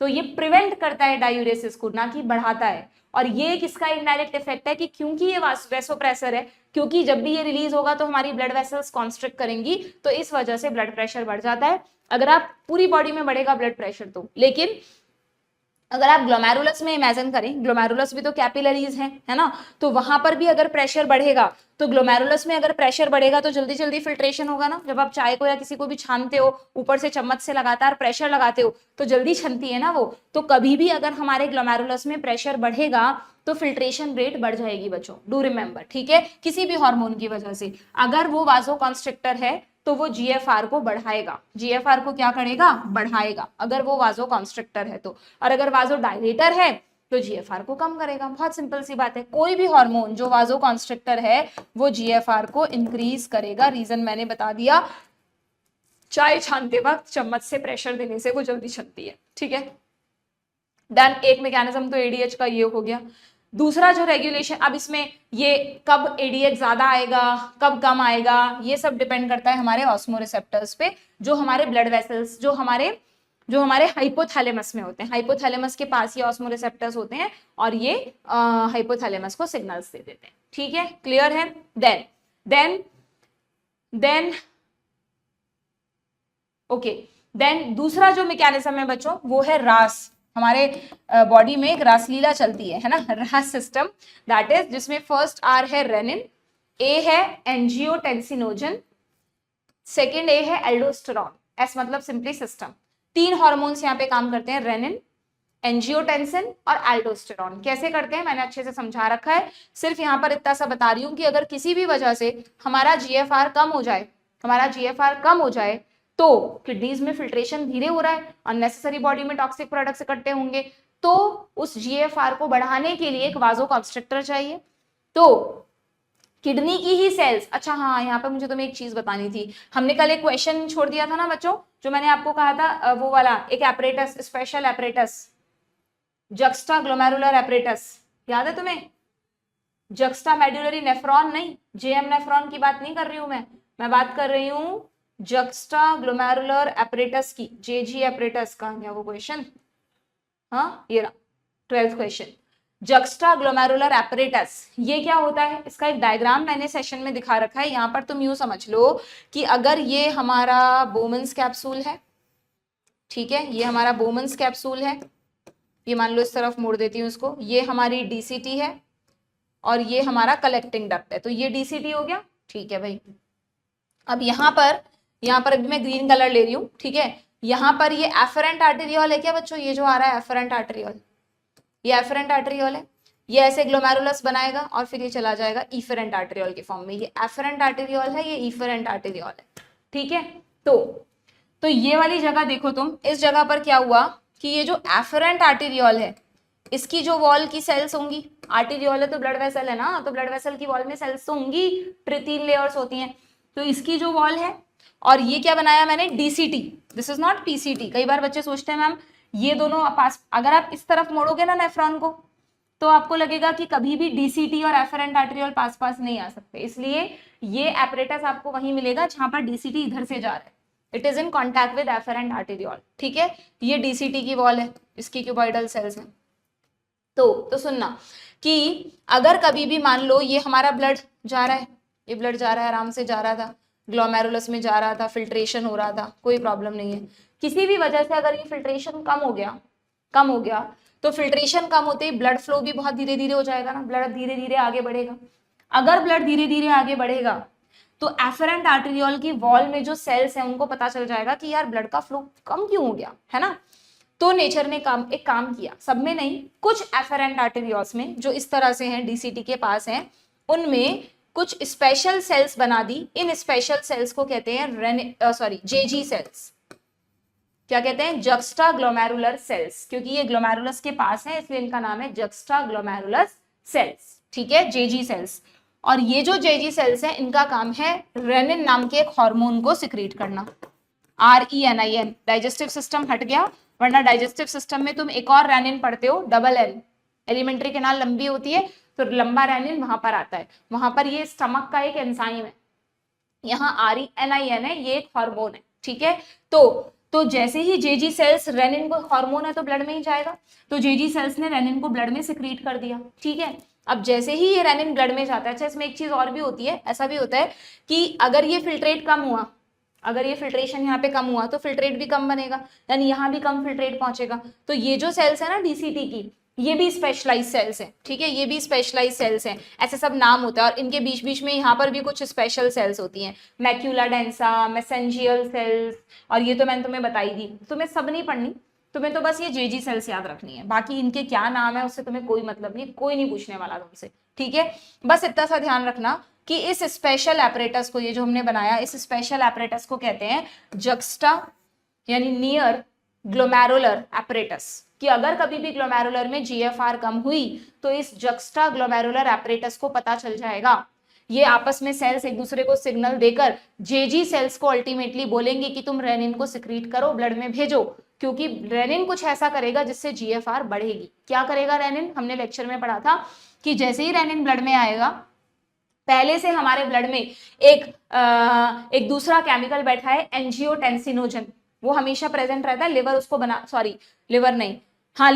उसको बना के ब्लड में डालता रहता है, उसको पता है कभी रासलीला की जरूरत पड़ेगी तो एंजियोटेंसिनोजन काम आएगा।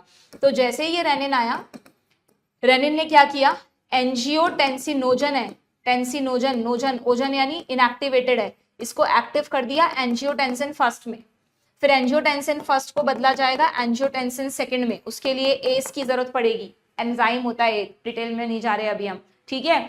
अब ये जो एंजियोटेंसिन सेकंड है, या यूं समझ लो तुम तो एंजियोटेंसिन है, ये दो काम करेगा। क्या दो काम करेगा? एक तो इट इज अ पावरफुल वाजोकॉन्स्ट्रिक्टर, ये सारी ब्लड वेसल्स में, पूरी बॉडी में एकदम कॉन्स्ट्रिक्शन करवाएगा, बीपी बढ़ेगा बट कोई नहीं, कुछ समय के लिए बढ़ना जरूरी है, ठीक है। तो अगर ब्लड वेसल्स कॉन्स्ट्रिक्ट होंगी तो जीएफआर बढ़ेगा, ग्लोमेरुलर प्रेशर बढ़ेगा, जीएफआर बढ़ेगा। तो एक तो वाजो कॉन्स्ट्रिक्शन की वजह से जीएफआर इंक्रीज हो जाएगा, जीएफआर इंक्रीज हो जाएगा, प्लस यही एंजियोटेंसिन क्या करता है, ये एड्रीनल ग्लैंड को जाके बोलता है कि एल्डोस्टेरॉन बनाओ। कहाँ, सोचो कहां से कहां लिंक है, ब्लड में है, ब्लड में घूम रहा है, तो जब वो ब्लड एड्रीनल ग्लैंड से पहुंचेगा, किडनीज के ऊपर होती है ना एड्रीनल ग्लैंड, उसमें जो कॉर्टेक्स वाला पार्ट होता है, वहां से ये हार्मोन निकलता है। जिसका एंडोक्राइन सिस्टम अच्छा है उसको समझ आ रहा होगा, नहीं पढ़ा है तो नहीं समझ में आ रहा होगा। तो एल्डोस्टेरॉन निकलेगा, एल्डोस्टेरॉन भी हार्मोन है तो ब्लड में ही आएगा, ब्लड में घूम रहा है एल्डोस्टेरॉन। एल्डोस्टेरॉन काम कहाँ करता है पता है, अभी बताया था थोड़ी देर पहले, latter parts of tubule, DCT and collecting duct.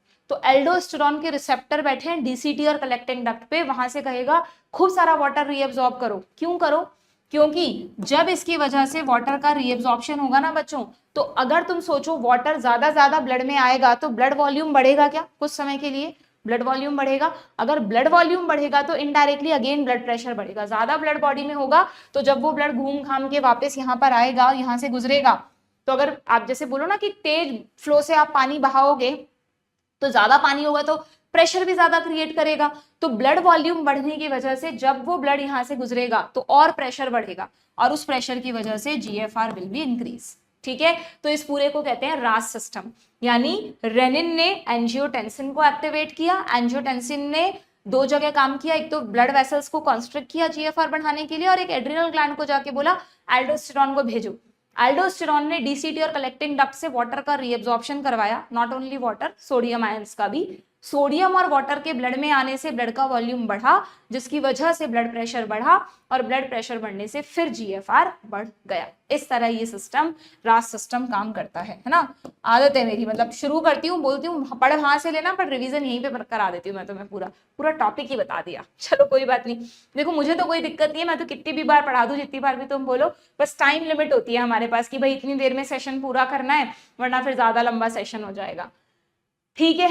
तो जेजीए समझ में आ गया। तो ये क्वेश्चन पूछ रहा है कि JGA is a special region formed by close placement and cellular modifications in, किन दो चीजों का सेल्यूलर मॉडिफिकेशन हुआ, पीसीटी नहीं, लूप ऑफ हेनले नहीं, एफरेंट आर्टेरियोल एंड डीसीटी, ये सही है ऑप्शन सी, ठीक है। तुम्हारी बुक में कहाँ है ये सब, यहाँ तो है ही नहीं मैम कुछ भी, ना तो सिर्फ जेजीए वर्ड लिखा हुआ है, पीछे जाओ पीछे जाओ, ये रहा, ये जो यूरिन फॉर्मेशन का मैकेनिज्म है, इसमें अल्ट्रा फिल्ट्रेशन के बाद यहाँ जेजीए लिख रखा है, मेरे अकॉर्डिंग तो ये वहां होना चाहिए था, ठीक है। JGA is a special sensitive region, किसके लिए सेंसिटिव है, जीएफआर कम नहीं होना चाहिए, कम होते ही ये एक्टिवेट हो जाएगा। फॉर्म्ड बाय सेल्यूलर मॉडिफिकेशन, किसमें मॉडिफिकेशन हुए, डीसीटी में और एफरेंट आर्टेरियोल में, कहां पर, at the location of their contact, जहां पर ये दोनों एक दूसरे के कॉन्टैक्ट में आ रही हैं। अगर याद नहीं रहता तो यहां पर इस तरह का ये डायग्राम बना सकते हो आप अपनी एनसीईआरटी में, ठीक है। डन हो गया ये क्वेश्चन। चलिए भाई अब आ जाते हैं हम वापस हमारे रेगुलेशन वाले क्वेश्चंस पर। तो ये दो रेगुलेशन मैंने बता दिया, अच्छा तीसरा भी सुन लो कि जब लगातार ये रास एक्टिवेटेड है तो ब्लड प्रेशर बढ़ गया, जीएफआर बढ़ गई, अब लगा बॉडी को कि ठीक है भाई सब कुछ ठीक ठाक है, तो जेजीए जो एक्टिवेट हो गया था, जेजी सेल्स अब वो शांत हो जाएंगी, रेनिन भेजना बंद कर देंगी, ठीक है, वो तो बात ठीक है। लेकिन जो रेनिन वो ऑलरेडी भेज चुकी हैं, उसने इतनी सारी बॉडी में चेंजेस कर दिए हैं, इनकी वजह, इन सबको मेटाबोलाइज होने में बहुत टाइम लगेगा कि ये रुकेगा, ये सारी चीजें खत्म होंगी, तो तब तक ऐसा नहीं हो कि पता लगा भलाई के लिए किया और बुराई हो जाए, इतना ब्लड प्रेशर बढ़ जाए उस पर्सन का कि कोई और प्रॉब्लम आ जाए। तो ये बहुत जरूरी है कि जब हमारी बॉडी में रास एक्टिवेट होता है और जब उसकी जरूरत खत्म हो जाती है तो तुरंत उस रास सिस्टम को शांत करो। तो तुरंत शांत करने के लिए सुनना क्या होता है, तीसरा रेगुलेटरी मैकेनिज्म काम आता है, जो यहाँ पर दे रखा है तुम्हारी बुक में, ये रहा, रेगुलेशन पे जाओ, ये रहा छोटा सा पैराग्राफ, कि ये जो ब्लड फ्लो बढ़ रहा है, रास की वजह से ब्लड फ्लो बढ़ा ना, ब्लड वॉल्यूम भी बढ़ा, सारा प्रेशर अल्टीमेटली बेचारे हार्ट को सहन करना पड़ रहा है, क्योंकि ब्लड वॉल्यूम भी बढ़ गया, ब्लड प्रेशर भी बढ़ गया, तो हार्ट को ज्यादा प्रेशर से ब्लड को पंप करना पड़ रहा है। तो हार्ट कहेगा यार बहुत वर्कलोड आ गया मेरे पे, कम करो थोड़ा वर्कलोड। तो हार्ट के जो एट्रिया हैं, जो ब्लड को रिसीव करते हैं, एट्रिया की वॉल वही हार्ट की वॉल, एट्रिया की वॉल में कुछ स्पेशल सेल्स होती हैं, वो सेल्स एक फैक्टर को ब्लड में सिक्रीट करती हैं, ये भी एक हार्मोन ही है, एएनएफ। एट्रियल नेट्रीयूरेटिक फैक्टर, कई बुक्स में ANP लिखा रहता है, फैक्टर की जगह पेप्टाइड, हार्मोन है, प्रोटीन हार्मोन है, ठीक है। इसका नाम है एट्रियल क्योंकि ये एट्रियम से सिक्रीट हुआ है। नेट्रीयूरेटिक, नेट्री का मतलब है सोडियम, यूरेटिक का मतलब यूरिन। जैसे ही ये ANF ब्लड में जाता है बच्चों, तो ब्लड वेसल्स में ये ANF दो काम करता है। पहला काम जस्ट एंजियोटेंसिन का उल्टा। Angiotensin is a powerful vasoconstrictor. Angiotensin क्या था? पावरफुल वाजोकॉन्स्ट्रिक्टर था, ये रहा, जबकि ये वाजोडायलेटर है, तुरंत ब्लड वेसल्स को रिलैक्स कर देता है ब्लड प्रेशर को कम करने के लिए। प्लस एल्डोस्टेरॉन लगातार सोडियम का रीअब्जॉर्प्शन करवा रहा था, तो अब जो एक्सेस में सोडियम हो गए हमारे ब्लड में, उनको निकालने के लिए ANF क्या करता है, लिख लेना, तुम लिखा हुआ नहीं है, सोडियम के एक्सक्रीशन को बढ़ा देता है। It increase sodium excretion unit. अब वो कहता है सोडियम को ज्यादा रीअब्सॉर्ब मत करो, बल्कि सोडियम को जाने दो, मत रोको उसको, थोड़ा सा ब्लड वॉल्यूम नॉर्मल करने दो मुझे, फिर रीअब्सॉर्प्शन करेंगे बाद में, ठीक है। तो इस वजह से वापस से ब्लड वॉल्यूम कम हो जाता है, ब्लड प्रेशर कम हो जाता है एंड पूरी बॉडी रिलैक्स हो जाती है, ठीक है। तो क्या हम ऐसा कह सकते हैं, ANF is a check. Check का मतलब चेक करना नहीं, चेक का मतलब रोकना, चेक का मतलब रोकना भी होता है ना, तो चेक ऑन दिस रासलीला, ठीक है। क्लियर, समझ में आ गया तुम लोगों को? तो बस ये तीनों रेगुलेटरी मैकेनिज्म है, इनसे रिलेटेड कोई भी क्वेश्चन आ जाए गलत नहीं होना चाहिए, ये बिल्कुल लॉजिकल है, इसमें कोई बच्चा नहीं कहेगा मैम बहुत टफ है, हमें समझ में नहीं आते। They are very interesting and very easy. अब बता दो, और तुम देखना लास्ट ईयर के नीट के पेपर्स उठा के देखना, अगर जो भी क्वेश्चन आए एक्सक्रीटरी सिस्टम में, मोस्टली रेगुलेशन से क्वेश्चन आया ही आया है, ठीक है। तो रेगुलेशन वाला पार्ट मैं कहूंगी इस चैप्टर में इसके स्ट्रक्चर से ज्यादा इंपॉर्टेंट है, बट अगेन वही, वी कांट प्रेडिक्ट एनीथिंग, क्या पता NTA का मन कर जाए, एग्जामिनर का मन कर जाए इस बार रेगुलेशन से ना पूछे और स्ट्रक्चर से पूछ ले, फिर तुम कहोगे मैम आपने तो कहा था रेगुलेशन पढ़ के जाना। तो मैं तो यही कहती हूँ, ऑलरेडी 32 चैप्टर्स हैं, उनमें भी इतना कंसाइज सिलेबस कर दिया है, सब कुछ पढ़ के जाओ। You want to crack this exam, तो बायो तो अपनी एटलीस्ट स्ट्रॉन्गेस्ट बनाओ, ठीक है। चलिए, तो बताओ, करेक्टली पेयर करना है तुम्हें। रेनिन क्या कर रहा है, ये एक एंजाइम है जो कैटालाइज करता है एंजियोटेंसिन फर्स्ट से सेकंड को बनाने को। दोनों ही गलत है। पहली बात तो ये एंजाइम नहीं है, हार्मोन है, और दूसरी बात ये एंजियोटेंसिनोजन को एंजियोटेंसिन फर्स्ट में कन्वर्ट करता है।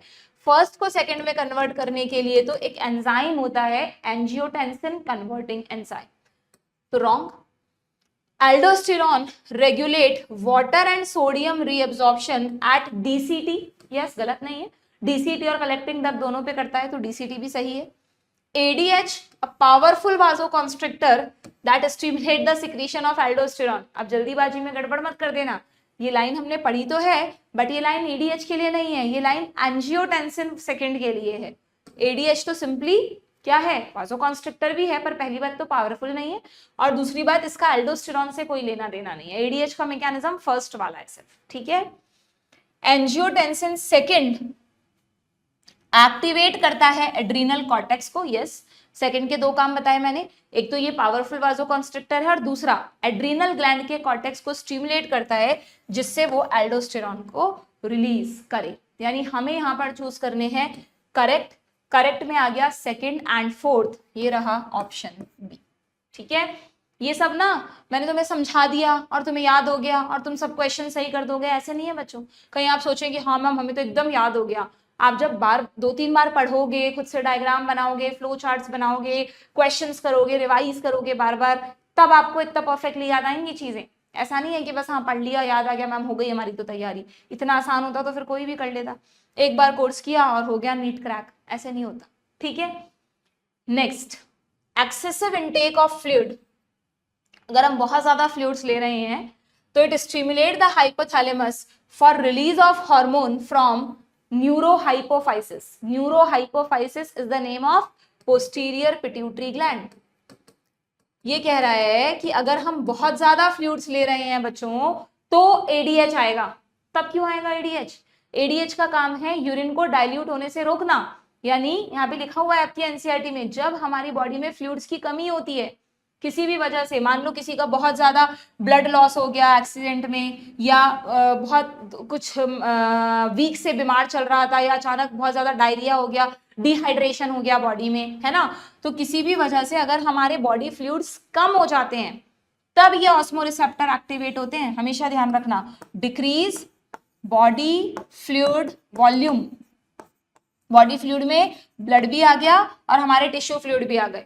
तो जब भी हमारे बॉडी फ्लूइड वॉल्यूम डिक्रीज होता है तब ऑस्मोरिसेप्टर एक्टिवेट होते हैं कि भाई बॉडी फ्लूइड्स कम हो गए हैं तो आप रीएब्जॉर्प्शन बढ़ाओ वाटर का, यूरिन में मत जाने दो पानी को। अगर आप ऑलरेडी खूब सारे बॉडी फ्लूइड्स ले रहे हो, मतलब खूब सारे फ्लूइड्स ले रहे हो और आपका अच्छा खासा बॉडी फ्लूइड वॉल्यूम है तो एडीएच की क्या जरूरत है। ठीक है, बढ़िया है, खूब पानी है बॉडी में, खूब टॉक्सिक प्रोडक्ट्स को जाने दो ना बाहर, कहाँ प्रॉब्लम है। इसीलिए बोलते हैं पानी ज्यादा पीना चाहिए। अगर आप पानी कम पियोगे ना तो आपकी किडनी यूरिन बनाना कम कर देगी। जब पानी नहीं है तो कहाँ से यूरिन बनाएगी, और अगर यूरिन नहीं बनाएगी तो टॉक्सिक प्रोडक्ट बॉडी में पड़े रहेंगे। इसलिए पानी ज्यादा पिया करो। जितना पानी तुम्हारी बॉडी में होगा तुम्हारी किडनी को दिक्कत नहीं आएगी टॉक्सिक प्रोडक्ट्स को बाहर निकालने के लिए, वो ज्यादा से ज्यादा पानी यूटिलाइज करेगी। हाँ, जब जरूरत है पानी को बचाने की, नेचर ने दिया है, हॉर्मोन्स दिए हैं, वो अपने आप एडजस्ट कर लेंगे, उसकी चिंता तुम्हें नहीं करनी। ठीक है, क्लियर। तो भाई असर्शन तो गलत हो गया। रीजन कह रहा है ADH facilitate water reabsorption. ADH hormone water के रीअब्जॉर्प्शन को बढ़ाता है, बिल्कुल बढ़ाता है। कहां से बढ़ाता है? From latter parts of the tubule, DCT and collecting duct से। सो ये डायूरेसिस को प्रिवेंट करता है, बिल्कुल ठीक है। यानी रीजन करेक्ट है, असर्शन रॉन्ग है, ऑप्शन सी। ठीक है, डन। जल्दीबाजी में ना हम बिल्कुल इस क्वेश्चन में आराम से चांसेस तुम ये वाला आंसर टिक करके आ जाओ, क्योंकि ये पढ़ के ऐसा लग रहा है हाँ हाइपोथैलेमस एंड पोस्टीरियर पिट्यूटरी को भेजा, वहां से एडीएच आया और एडीएच ने आकर ये किया। नहीं, this is not correct one, this is not correct one. ठीक है, next.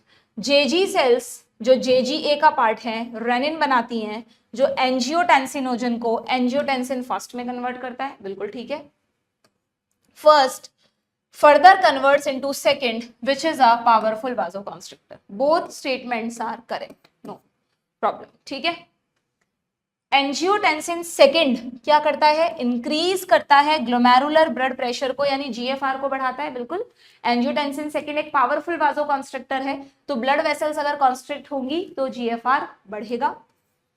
To release renin angiotensin second activate the JG cells. ये गड़बड़ हो गया ना, जेजी सेल्स को एक्टिवेट करना एंजियोटेंसिन सेकेंड का काम थोड़ी ना, वो तो बना ही नहीं अभी। Decrease in GFR activate the JG cells to release renin, फिर जाकर ये बनेगा। तो this is wrong. Assertion is true but reason is false, option C. ठीक है, which is most appropriate regarding kidney function regulation. ठीक है भाई, देख लेते हैं। वही रासलीला, रेनिन एंजियोटेंसिन मैकेनिज्म है ना, इसमें एक ए नहीं दिया, एल्डोस्टेरॉन नहीं दिया, कोई फर्क नहीं पड़ता उससे। तो रास क्या करता है? डिक्रीज करता है जीएफआर को। रास डिक्रीज करता है जीएफआर को, फिर रास की जरूरत ही क्या है? जीएफआर डिक्रीज हुई थी इसीलिए तो रास एक्टिवेट हुआ था कि जीएफआर को बढ़ा दो। तो ये गलत है बच्चों, रास डिक्रीज नहीं करता जीएफआर को, रास इंक्रीज करता है ना। While ANF increase GFR, just opposite लिख दिया इन्होंने। रास जीएफआर को बढ़ाता है, जब जरूरत से ज्यादा बढ़ गई तो उसको कम करने के लिए, नॉर्मलाइज करने के लिए कौन आता है? एएनएफ आता है। ठीक है, रास increase GFR, yes, while ANF decrease GFR, बिल्कुल ठीक है। अगर कॉन्सेप्ट क्लियर है तो इस तरह के क्वेश्चन सही होंगे, वरना एग्जाम में ऊपर नीचे होता रहेगा, क्या कौन इंक्रीज कर रहा है कौन डिक्रीज कर रहा है। ठीक है, इसमें बोथ इंक्रीज बोथ डिक्रीज लिखा है तो ये वैसे ही गलत हो गया, ऑप्शन बी। नेक्स्ट, चलिए भाई, तो यहां पर आपके रेगुलेशन वाले क्वेश्चंस भी हो गए खत्म। ठीक है, अब इस चैप्टर में रह गया एक दो छोटे छोटे टॉपिक्स रह गए, उनके क्वेश्चंस और देख लेते हैं हम। मिक्चुरेशन क्या है? सिंपली एक रिफ्लेक्स है जो बॉडी से यूरिन रिमूवल का जो मैकेनिज्म है वो मिक्चुरेशन है। ठीक है, इसको अच्छे से मैंने डायग्राम के थ्रू सेशन में बता रखा है, अब हम यहाँ पे पूरा नहीं बता रही मैं आपको। मिक्चुरेशन में बस आप इतना याद रखना कि यहाँ से एक वॉलंटरी सिग्नल आता है। जो बिल्कुल छोटे बच्चे होते हैं वो बेड वेटिंग कर देते हैं, यूरिन बेड पे ही कर देते हैं, क्योंकि उनमें वॉलंटरी कंट्रोल डेवलप नहीं हुआ होता। कहाँ नहीं डेवलप हुआ होता? कि आपको पता है, अगर ये हमारा यूरिनरी ब्लैडर है ना, और ये यूरिथ्रा है, तो ये यूरिथ्रल ऑरिफिस है, ओपनिंग है यूरिथ्रा की। यहाँ पर दो स्फिंक्टर्स होते हैं, दो पेयर, नॉट दो पेयर स्फिंक्टर्स होते हैं। दिस इज इंटरनल स्फिंक्टर जो अंदर की तरफ है, और दिस इज एक्सटर्नल स्फिंक्टर जो बाहर की तरफ है। हमेशा ध्यान रखो, इंटरनल वाला इनवॉलंटरी है, इस पर हमारी विल पावर का कंट्रोल नहीं है, ये ऑटोनॉमसली कंट्रोल्ड है। जबकि एक्सटर्नल स्फिंक्टर जो है ये वॉलंटरी है। जैसे जैसे एज बढ़ती है, बच्चा सीखता है कि यूरिन करने के लिए वॉशरूम जाना है, उसको सिखाते हैं, उसकी ट्रेनिंग होती है प्रॉपर, तो वो धीरे धीरे ऑटोमेटिकली ये जो मसल्स हैं, स्फिंक्टर क्या है? मसल्स ही तो है, ये वॉलंटरीली कंट्रोल्ड होती जाती है। ब्रेन जब तक ब्रेन की विल पावर नहीं कहेगी तब तक they will not open, urine will not come out. ठीक है, ओके। तो एक तो मसल्स कहाँ, ये मसल्स हो गई हमारी, तो इनवॉलंटरी मसल्स और वॉलंटरी मसल्स। तो ये तो क्या है हमारे यूरिथ्रल स्फिंक्टर्स, जो कि मसल्स हैं एक तरह की। और दूसरे टाइप की मसल्स हमारे यूरिनरी ब्लैडर की वॉल में है। यू नो, पूरा urinary bladder is a muscular bag. और यूरिनरी ब्लैडर की जो वॉल है बच्चों, जो वॉल है वो डिट्रूजर मसल्स की बनी होती है। और ये डिट्रूजर मसल्स हमारे विल पावर के कंट्रोल में नहीं है। हम थोड़ी ना कहते हैं इस यूरिनरी ब्लैडर को कि हाँ यूरिन स्टोर करते रहो, रिलैक्स होते रहो, अब मैच्योरेशन का टाइम आ गया, आप कॉन्ट्रैक्ट करो। हम तो सिर्फ स्फिंक्टर को खोल बंद कर सकते हैं, वो भी हमारे एक्सटर्नल वाले, नथिंग एल्स। बाकी सब ब्रेन के ऑटोनॉमिक नर्वस सिस्टम से कंट्रोल्ड है, सिंपैथेटिक पैरासिम्पैथेटिक वाले से। ठीक है, तो जो मैच्योरेशन है उसको समझने के लिए आपको एक तो यूरिनरी ब्लैडर की वॉल की मसल्स पता होनी चाहिए, और एक आपको जो यूरिथ्रा पर जो यूरिथ्रल स्फिंक्टर है वहां की मसल्स पता होनी चाहिए। ठीक है, अब होता क्या है, जैसे जैसे यूरिन यहाँ आता जाता है यूरिनरी ब्लैडर में स्टोर होता जाता है, यूरिन भरता जाता है, यूरिनरी ब्लैडर रिलैक्स हो जाता है। ठीक है, यूजुअली हमारे यूरिनरी ब्लैडर की कैपेसिटी है 800 ml। ऐसा नहीं है कि जब ये 800 ml पूरा भर जाएगा तब मैच्योरेशन रिफ्लेक्स आएगा, नहीं, जब भी हमें मैच्योरेशन रिफ्लेक्स होता है, अगर उस समय पॉसिबल नहीं है तो हम काफी टाइम तक हमारे यूरिन को होल्ड भी कर सकते हैं। हालांकि मैंने आपको कहा था कि जब जरूरत नहीं है तब होल्ड नहीं करना चाहिए, वरना आपको यूरिनरी ब्लैडर से रिलेटेड कुछ और प्रॉब्लम्स हो सकती हैं आगे जाकर। ठीक है, तो जब हमारा urinary bladder generally half filled हो जाता है ना, तो हमारा यूरिनरी ब्लैडर इतना स्ट्रेच हो चुका होता है कि इसके अंदर, इसकी वॉल पे जो स्ट्रेच रिसेप्टर्स होते हैं वो एक्टिवेट हो जाते हैं। जब ये हाफ फिल्ड होता है तभी एक्टिवेट हो जाते हैं। और ये स्ट्रेच रिसेप्टर्स न्यूरॉन्स के थ्रू ब्रेन से जुड़े होते हैं, न्यूरॉन्स के थ्रू ब्रेन को सिग्नल भेज देते हैं। आपको पता है ब्रेन तक सिग्नल ले जाने वाले सेंसरी न्यूरॉन्स हैं। ब्रेन में से सिग्नल्स आते हैं मोटर न्यूरॉन के थ्रू। अब ये मोटर न्यूरॉन है, ठीक है, ये मोटर न्यूरॉन डिट्रूजर मसल्स को सिग्नल देगी और ये स्फिंक्टर्स को भी सिग्नल देगी। ठीक है, तो ध्यान से बताना मुझे कि जब हमारा यूरिनरी ब्लैडर यूरिन को स्टोर कर रहा था, तब यूरिनरी ब्लैडर, जब यूरिन क्या था, जब स्टोरेज ऑफ यूरिन हो रहा था, तो यूरिनरी ब्लैडर की जो वॉल है वो रिलैक्स थी ना, कॉन्ट्रैक्ट थोड़ी ना हो रही थी, वो रिलैक्स स्टेट में थी। और जो हमारे यूरिथ्रल स्फिंक्टर्स हैं बच्चों, चाहे एक्सटर्नल है चाहे इंटरनल है, ये कॉन्स्ट्रिक्टेड थे, क्योंकि इनके कॉन्स्ट्रिक्टेड रहने से ही यूरिथ्रा बंद रहेगा, वरना यूरिथ्रा खुल जाएगा। तो डू रिमेंबर, जब यूरिन स्टोर हो रहा होता है तो यूरिनरी ब्लैडर की वॉल तो रिलैक्स्ड होती है, बट स्फिंक्टर्स कैसे रहते हैं, कॉन्स्ट्रिक्टेड, क्योंकि अगर स्फिंक्टर रिलैक्स कर गए तो यूरिन बाहर। ठीक है, बट जैसे ही मैच्योरेशन रिफ्लेक्स एक्टिवेट होता है और हमें वॉइडिंग ऑफ यूरिन करनी होती है, वॉइडिंग का मतलब खाली करना, यूरिनरी ब्लैडर को वॉइडिंग ऑफ यूरिन करना होता है, तो जस्ट उल्टा होता है। यूरिनरी ब्लैडर में प्रेशर क्रिएट होता है क्योंकि इसकी वॉल कॉन्ट्रैक्ट करती है और स्फिंक्टर रिलैक्स हो जाते हैं, सो यूरिन विल कम आउट। तो ब्लैडर की वॉल में क्या होता है, वॉइडिंग के लिए कॉन्स्ट्रिक्शन, जबकि स्फिंक्टर्स क्या हो जाते हैं, रिलैक्स्ड। ठीक है, तो ये लॉजिकली समझा दिया है मैंने, तुम्हें रटने वाली चीज नहीं है, बहुत सिंपल है। ठीक है, और इसमें भी ध्यान रखना कि जो वॉइडिंग का काम है ना, वो पता है हमें कौन करवाता है, वो हमारा पैरासिम्पैथेटिक सिस्टम करवाता है। पैरासिम्पैथेटिक सिस्टम रिलैक्स करता है बॉडी को, तो voiding of urine is relaxation ना।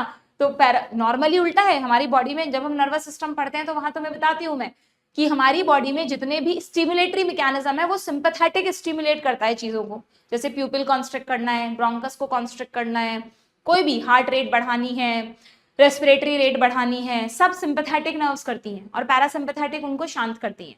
बट जब यूरिन रिलीज करना है या डिफिकेशन भी करना है, फीकल मैटर रिलीज करना है ना, तो पैरासिम्पैथेटिक उनको खाली करवाएगा, रिलैक्स करवाएगा, खाली करने के बाद वो रिलैक्स हो जाएंगे। ठीक है, यानी वॉइडिंग ऑफ यूरिन के लिए पैरासिम्पैथेटिक रिस्पॉन्सिबल है और स्टोरेज के दौरान कौन एक्टिवेटेड रहता है, सिंपैथेटिक। ठीक है, ये सब नर्वस सिस्टम का पार्ट है, तो वहां पर ज्यादा अच्छे से पढ़ेंगे। डन, मैच्योरेशन रिफ्लेक्स का क्वेश्चन कर लोगे, लो बताओ फिर। Urine formed by nephron is ultimately carried to dash urinary bladder, it is stored till a voluntary signal is given by CNS. Voluntary signal कहां से आ रहा है, हमारे सीएनएस से। This signal is initiated by stretch receptors, जो हमारे urinary bladder के स्ट्रेच रिसेप्टर हैं, उन्हीं ने इस रिफ्लेक्स की शुरुआत की थी। तो ए हो गया यूरिनरी ब्लैडर, बी हो गया सीएनएस, सी हो गया स्ट्रेच रिसेप्टर यानी स्ट्रेचिंग, ऑप्शन बी। ठीक है, ये पीएनएस मत कर देना तुम, या एएनएस होता ऑप्शन में तो यहाँ एएनएस मत कर देना, यहाँ पर लास्ट में एएनएस काम कर रहा है, सिंपैथेटिक पैरासिम्पैथेटिक, बट जो सिग्नल्स आए हैं वो तो सीएनएस से आए ना, एग्जैक्ट लाइन है तुम्हारे एनसीईआरटी की ये रही। ठीक है, डन। नेक्स्ट, इसमें क्या करना है, ठीक है भाई, मिक्चुरेशन से रिलेटेड क्वेश्चन हो गया। ये यूरिन के कंपोजिशन को तुम यहीं से पढ़ लेना, ज्यादा नहीं दिया है तुम्हारी बुक में, बस ये बताया कि हम डेली 1 से 1.5 लीटर यूरिन एक्सक्रीट करते हैं। यूरिन का कलर येलो क्यों होता है लिख लेना, हमारे यूरिन में यूरोक्रोम नाम के पिगमेंट्स होते हैं, बिलिनोजन, यूरोबिलिनोजन वगैरह भी होता है, यूरोक्रोम नाम के पिगमेंट्स होते हैं। एसिडिक पीएच होता है यूरिन का, सबको पता है, ह्यूमन रिप्रोडक्शन में आप पढ़ते हैं कि यूरिथ्रा की एसिडिटी, यूरिथ्रा की जो पीएच है वो एसिडिक रहती है, इसलिए जब इजैक्यूलेशन करना है, जब स्पर्म्स को रिलीज करना है, तो पहले इस एसिडिटी को न्यूट्रलाइज करना पड़ेगा, काउपर्स ग्लैंड एक्टिवेट हो जाती है। ठीक है, ऑर्डर क्यों है यूरिन में लिख लेना, अमोनिया की वजह से है, कैरेक्टरिस्टिक ऑर्डर। जो हम एक दिन में ये जो 1 से 1.5 लीटर यूरिन निकाल रहे हैं ना, इसमें सिर्फ 25 ग्राम यूरिया ही एक्सक्रीट कर रहे हैं हम, but it is enough, sufficient है इतना, बॉडी में टॉक्सिसिटी नहीं होगी। ठीक है, अगर हमारे ब्लड में यूरिया लगातार बढ़ती जाए ना बच्चों, किसी की किडनीज खराब हो रही हैं, तो ब्लड में यूरिया बढ़ेगा, यूरिन में नहीं बढ़ेगा, ब्लड में बढ़ेगा। तो यूरिया अगर ब्लड में इंक्रीज हो रहा है तो उस कंडीशन को कहते हैं यूरीमिया। यूरीमिया, मिया, ये इमिया वर्ड पता है आपको, ब्लड के लिए आता है, यूरिया इन ब्लड बढ़ रहा है तो यूरीमिया, पर्सन को डायलिसिस करवाना पड़ता है। ठीक है, क्लियर है। और आपको पता है कई सारी डिजीजेस को चेक करने के लिए यूरिन टेस्ट किया जाता है, स्पेशली डायबिटीज में, क्योंकि जो डायबिटिक पर्सन होते हैं उनके यूरिन में ग्लूकोज आने लगता है। नॉर्मली न्यूट्रिएंट्स 0% है यूरिन में, कोई ग्लूकोज क्यों लॉस करेगा, पर अगर जरूरत से ज्यादा ब्लड में ग्लूकोज है तो फिर वो यूरिन में निकलने लगेगा, यानी ग्लाइकोस्यूरिया। और लेटर ऑन डायबिटीज के पेशेंट्स में कीटोन बॉडीज बनने लगती हैं, जिसकी वजह से उन्हें कीटोन्यूरिया की प्रॉब्लम भी हो जाती है। ठीक है, तो ग्लाइकोस्यूरिया और कीटोन्यूरिया ये किसको इंडिकेट करते हैं, अगर ये पॉजिटिव आया है टेस्ट में तो ये डायबिटीज मेलाइटस को बताते हैं। डायबिटीज, एम फॉर मीठा, M for mellitus, diabetes mellitus sugar ज्यादा वाली बीमारी को कहते हैं। एक और डायबिटीज होती है डायबिटीज इंसिपिडस, इंसिपिडस, उसमें वहां पढ़ेंगे हम एंडोक्राइन सिस्टम में। यहाँ पर सिर्फ इतना सा याद रखो, अभी हमने एडीएच पढ़ा ना, अगर किसी में कोई ऐसा डिफेक्ट है जिसकी वजह से जरूरत पड़ने पर भी एडीएच रिलीज नहीं हो रहा, यानी एडीएच की डेफिशिएंसी है, तो उस डिसऑर्डर को कहते हैं डायबिटीज इंसिपिडस। उसमें भी यूरिन आउटपुट बढ़ जाता है। अगर एडीएच कम है तो एंटी डायूरेसिस नहीं होगा ना, यानी डायूरेसिस होगा ना, तो ज्यादा यूरिन बनेगा ना, तो डायबिटीज इंसिपिडस में भी यूरिन बढ़ता है। और डायबिटीज मेलाइटस में शुगर और कीटोन बॉडीज को निकालने के लिए भी यूरिन बढ़ता है। ठीक है, दोनों में यूरिन आउटपुट बढ़ जाता है, इसलिए दोनों डिजीज का नाम डायबिटीज है, बट डिफरेंशिएट करने के लिए मेलाइटस और इंसिपिडस अलग अलग है। यहाँ पर लिख देना छोटा सा, diabetes insipidus, deficiency of ADH. ठीक है, उसमें ये नहीं आएगा, डायबिटीज इंसिपिडस में ग्लाइकोस्यूरिया और कीटोन्यूरिया नहीं आएगा, उसमें क्या काम, यूरिन में क्यों आएगा ग्लूकोज और कीटोन बॉडीज। ठीक है, ओके, देन ये हो गया आपका। चलिए, कौन कौन से और कोई एक्सक्रीटरी ऑर्गन भी दिए हैं क्या नेचर ने हमको, छोटे मोटे दिए हैं। लंग्स भी इनडायरेक्टली एक्सक्रीशन करते हैं, किसका, CO2 का, 200 ml पर मिनट CO2 निकालते हैं ये। ठीक है, किडनीज तो है ही हमारी मेन, लिवर, लिवर कहाँ से एक्सक्रीशन कर रहा है मैम, लिवर भी कोई एक्सक्रीशन करता है, बिल्कुल करता है। लिवर से जो बाइल जूस बन के जाता है ना, उस वैसे तो वो बाइल जूस कहाँ जा रहा है, फीकल मैटर में मिक्स हो जाएगा, आगे जाकर इंटेस्टाइन में जाएगा, इंटेस्टाइन से फीकल मैटर में जाएगा, तो उस फीकल मैटर के थ्रू लिवर बाइल जूस से बिलिरुबिन, बिलिवर्डेन, ये दोनों हीमोग्लोबिन के ब्रेकडाउन से बनने वाले वेस्ट प्रोडक्ट्स। ठीक है, एक्सेस ऑफ कोलेस्ट्रॉल और कुछ स्टेरॉइडल हार्मोन्स, क्योंकि स्टेरॉइडल हार्मोन्स जो है वो लिपिड के हार्मोन्स है ना, लिपिड के हार्मोन्स को आप किडनी के थ्रू तो एक्सक्रीट कर नहीं सकते, किडनी में तो यूरिन यानी वाटर है, तो स्टेरॉइडल हार्मोन्स को डिग्रेड, जो उनके मेटाबॉलिक प्रोडक्ट्स हैं उनको एक्सक्रीट करने के लिए लिवर बाइल जूस की हेल्प लेता है। जो फैट सोल्यूबल विटामिन हैं वो भी किडनी के थ्रू नहीं हो सकते, जो वाटर सोल्यूबल विटामिन हैं जब वो एक्सेस में होंगे तो उन्हें यूरिन बाहर निकालेगा, बट जो फैट सोल्यूबल विटामिन हैं वो कैसे बाहर जाएंगे, बाइल जूस के थ्रू। और ऐसी दवाइयां जो अगेन फैट सोल्यूबल हैं वो भी, जो वाटर सोल्यूबल है वो किडनी के थ्रू, जो फैट सोल्यूबल है वो सब लिवर में बाइल जूस के अंदर चली जाएंगी। जब बाइल जूस इंटेस्टाइन में जाएगा तो वो अपने काम कर देगा और ये सारे वेस्ट प्रोडक्ट्स फीकल मैटर के साथ बॉडी से बाहर निकल जाएंगे। ठीक है, तो डाइजेस्टिव सिस्टम में तो हम सिर्फ यही पढ़ते हैं कि बाइल जूस फैट्स का इमल्सिफिकेशन करता है, but now you know bile juice में बहुत सारे वेस्ट प्रोडक्ट्स भी होते हैं जो एक तरह से लिवर ने बनाए हैं। ठीक है, क्लियर।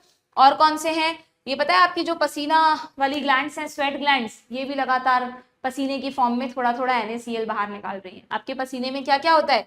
पसीने में वाटर तो है ही, NaCl है, खारा होता है ना नमकीन, स्मॉल अमाउंट ऑफ यूरिया भी है, small amount of lactic acid भी है, पसीना भी हल्का सा एसिडिक होता है। ठीक है, प्लस आपकी जो ऑयल ग्लैंड्स है ना, फेस पे काफी सारी होती हैं, पूरी बॉडी पे लगभग, सिबेशियस ग्लैंड्स इन सीबम सिक्रीट करती हैं। अब ध्यान रखना बच्चों, स्वेट वाटरी है जबकि सीबम ऑयली है। ऑयली है, कहां गया सीबम? ये रहा। स्वेट में वाटर सोल्यूबल सब्सटेंस होते हैं जबकि सीबम में फैट सोल्यूबल सब्सटेंस होते हैं। कौन से फैट सोल्यूबल? जैसे कि स्टेरॉल्स, स्टेरॉइड से ही बनाए, हाइड्रोकार्बन्स, वैक्सेस, इसीलिए ऑयली। जब कभी बहुत ज्यादा पसीना आता है प्लस हमारी सिबेशियस ग्लैंड, पसीना तो स्वेट ग्लैंड से आ रहा है, सीबम जो सिक्रीट होता है, ऑयली सिक्रीशन होता है, वो चिपचिपा होता है क्योंकि वैक्सेस, हाइड्रोकार्बन्स और स्टेरॉल्स की वजह से। ठीक है, ऐसा नहीं कि किसी जगह पर स्वेट ग्लैंड है तो सिबेशियस नहीं है, स्वेट और सिबेशियस साथ साथ में ही होती हैं हमारे स्किन में। ठीक है, डन। चलिए, वैसे नेचर ने सिबेशियस ग्लैंड्स को क्यों बनाया, स्वेट ग्लैंड्स को क्यों बनाया? इनका मेन काम एक्सक्रीशन करना नहीं है। स्वेट ग्लैंड्स का मेन काम है बॉडी को कूल करना, कूलिंग रखना, बॉडी में कूलिंग सिस्टम बनाए रखना। और सिबेशियस ग्लैंड का मेन काम है प्रोटेक्टिव ऑयली कवरिंग, हमारे स्किन पर हमेशा ऑयली लेयर रहे, इतनी ज्यादा ड्राई ना हो जाए स्किन की उसको नुकसान हो, तो प्रोटेक्टिव ऑयली कवरिंग, ये इनके मेजर फंक्शन है। एडिशनल फंक्शन इनके एक्सक्रीशन। ठीक है, डन। और ये इस पे अभी क्वेश्चन मार्क लगा हुआ है, it is not yet proven, but हाँ ऐसा बोलते हैं साइंटिस्ट की जो सलाइवा हमारे मुंह में निकलती रहती है ना, सलाइवरी ग्लैंड से, उस सलाइवा में भी थोड़े बहुत नाइट्रोजनस वेस्ट प्रोडक्ट्स होते हैं जो अल्टीमेटली फूड के साथ फीकल मैटर तक पहुंच जाएंगे और फिर निकल जाएंगे। ठीक है, क्लियर है? तो इससे रिलेटेड क्वेश्चन किस तरह से आएगा? या तो ऐसे मैच द कॉलम आ जाएगा। लंग्स को किससे मैच करूं? इससे कर दूं। पुरानी एनसीईआरटी में यहाँ 18 लीटर पर डे था, वो वाला एडिशन हो तो प्लीज सही कर लेना। लिवर को किससे मैच करूं? बाइल से कर दूं। स्किन को किससे करूं? ये रहा, स्वेट और सीबम से कर दें।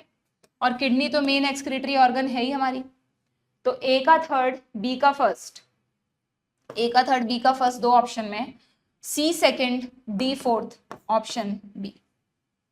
Next, whether the following are true और फॉल्स, आपको ट्रू और फॉल्स बताना है। ठीक है, हो गया क्या हमारा टाइम? थोड़ा सा, हाँ लगभग हो ही गया। चलो, कितने क्वेश्चन रह गए? थोड़े बहुत ही रह गए, बस खत्म करते हैं। Maturation is carried out by a reflex, बिल्कुल ठीक है। ADH help in water elimination, फिर से गड़बड़ कर दी। ADH पानी को बचाएगा। ठीक है। Protein free fluid is filtered from blood plasma into Bowman's capsule, yes. जो फ्लूइड फिल्टर होता है वो प्लाज्मा है, बट उसमें प्रोटीन्स नहीं आती, they can't cross the pores. Henle loop play an important role in concentrating the urine, हाँ बिल्कुल, काउंटर करंट मैकेनिज्म में हमने देखा था। Glucose is actively reabsorbed in the PCT, अच्छा ये वाला पॉइंट छूट गया लोग, है ना, ये क्वेश्चंस कोई भी पॉइंट छूटने नहीं देते हैं। मैं कोशिश करती हूँ जब मैं आप लोगों के लिए क्वेश्चन सेलेक्ट करती हूँ ना, तो उस समय की कोई ऐसी चीज ना रह जाए जो आपको बताने से रिवीजन में मिस आउट हो जाए। कोशिश यही रहती है, फिर भी थोड़ी बहुत छूट जाए तो मैंने आपको क्या रखा है कि आपको पूरी चीजें पढ़नी है। हाँ, एक्चुअली तुम्हारे इतना डिटेल में नहीं है, ये जो हमने रीएब्जॉर्प्शन और सिक्रीशन देखा ना बच्चों, इन सबका अलग अलग होता है कि कौन एक्टिव ट्रांसपोर्ट हो रहा है, किसका पैसिव ट्रांसपोर्ट हो रहा है।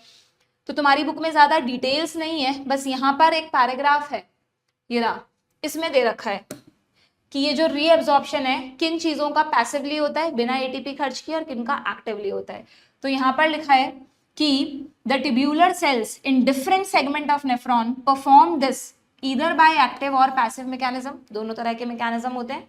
फॉर एग्जाम्पल, अगर हम ग्लूकोज, अमीनो एसिड्स यानी मेजर न्यूट्रिएंट्स हो गए हमारे, सोडियम आयंस की बात करें तो ये तो एक्टिवली भी रीअब्सॉर्ब होंगे, यानी अगर सेल्स को अपनी एटीपी भी खर्च करनी पड़े तो भी उनको खर्च करके भी रीअब्सॉर्ब करेंगे, क्योंकि बॉडी इनका लॉस बेयर नहीं कर सकती। So glucose, amino acid, sodium are absorbed actively, whereas जो वेस्ट हैं, वेस्ट कब एब्सॉर्ब हुए, वेस्ट क्यों एब्सॉर्ब होंगे, यूरिया बताया था ना, तो जो वेस्ट है जैसे यूरिया, उसको अगर रीअब्सॉर्ब करना पड़ जाए टू मेंटेन द ऑस्मोलैरिटी, तो उसके लिए सेल एनर्जी तो खर्च नहीं करेगी, बोलेगी पैसिवली आ सकते हो तो आ जाओ। ठीक है, तो उसका पैसिव रीएब्जॉर्प्शन ही होगा। और अगर वाटर की बात करें तो वाटर का तो तुम्हें पता है ऑस्मोसिस होता है, that is a passive transport. ठीक है, डन। तो यहाँ पर तुमसे क्या पूछा है, यहाँ पर तुमसे पूछा है, एक मिनट रुकना जरा, ठीक है दे रखा है तो हो गया। यहाँ पर तुमसे बोला है कि ग्लूकोज को एक्टिवली रीएब्जॉर्ब करता है, और तुम्हें पता है ग्लूकोज न्यूट्रिएंट टीसीटी में रीएब्जॉर्ब होते हैं, यस।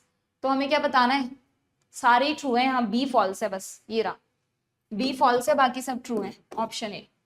ठीक है, नेक्स्ट क्या है, ग्लाइकोसूरिया एंड कीटोन्यूरिया इंसिपिडस। जल्दीबाजी में कर दोगे गड़बड़ तुम इस क्वेश्चन को, हाँ हाँ मैम पढ़ रखा है, टिक करके आगे बढ़ गए।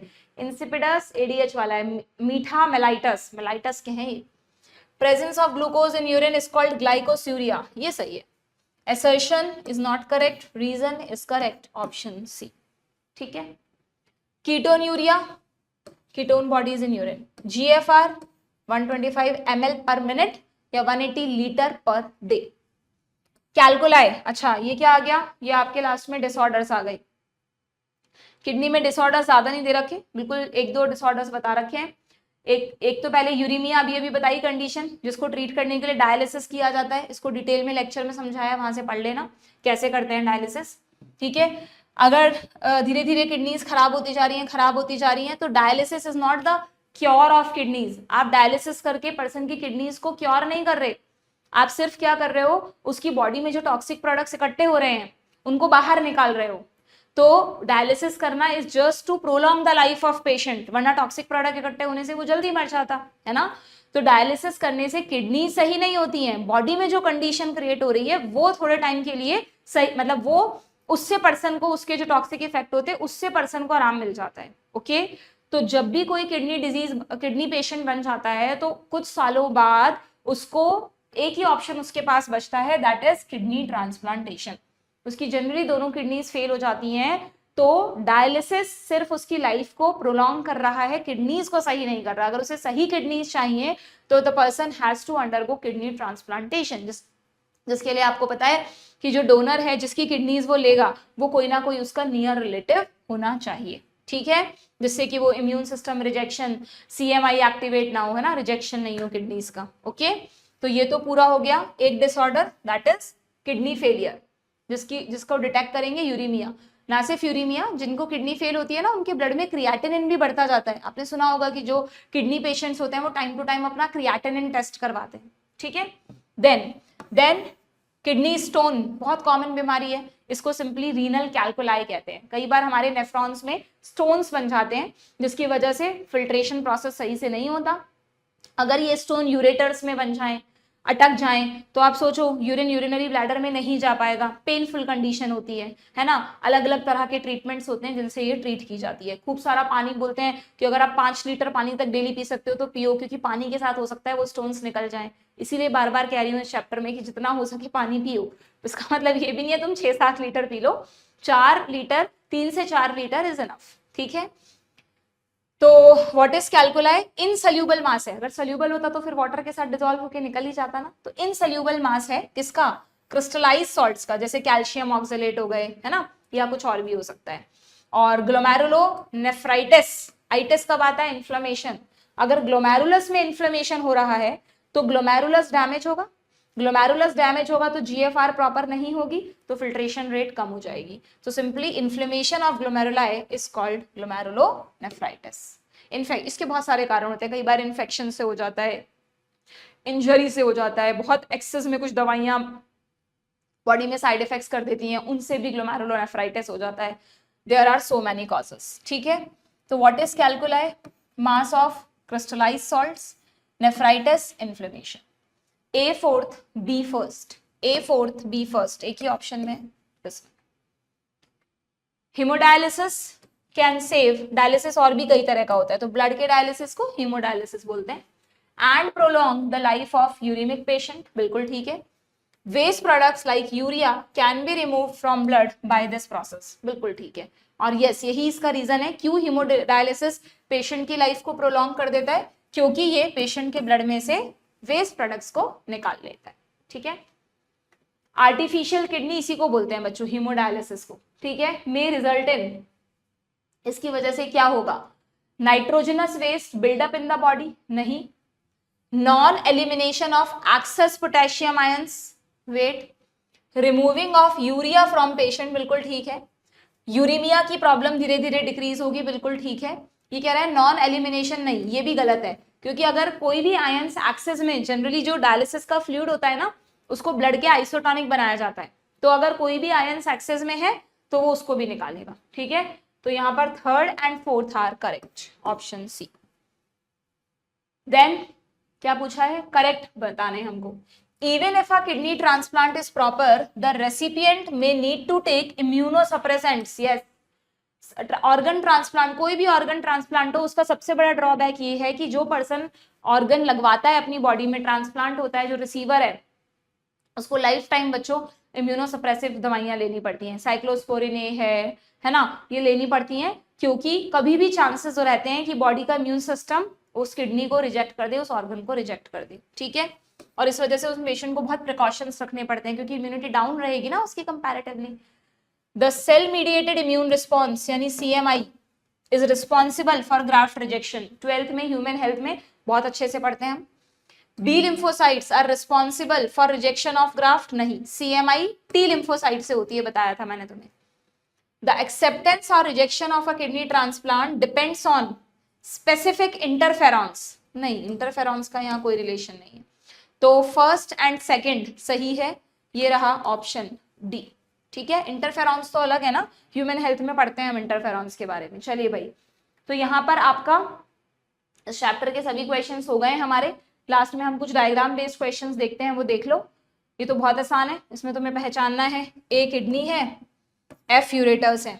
F यूरेटर किस में दिया है, F ही है ना ये, हाँ, F यूरेटर, ये रहा F यूरेटर्स, एक ही में दिया है, तो बस यही हो जाएगा। ये कैसा है, कुछ गड़बड़ है बच्चों, sorry, F is not ureter, F ये वाला पार्ट दिखाया है हमने, this is pelvis.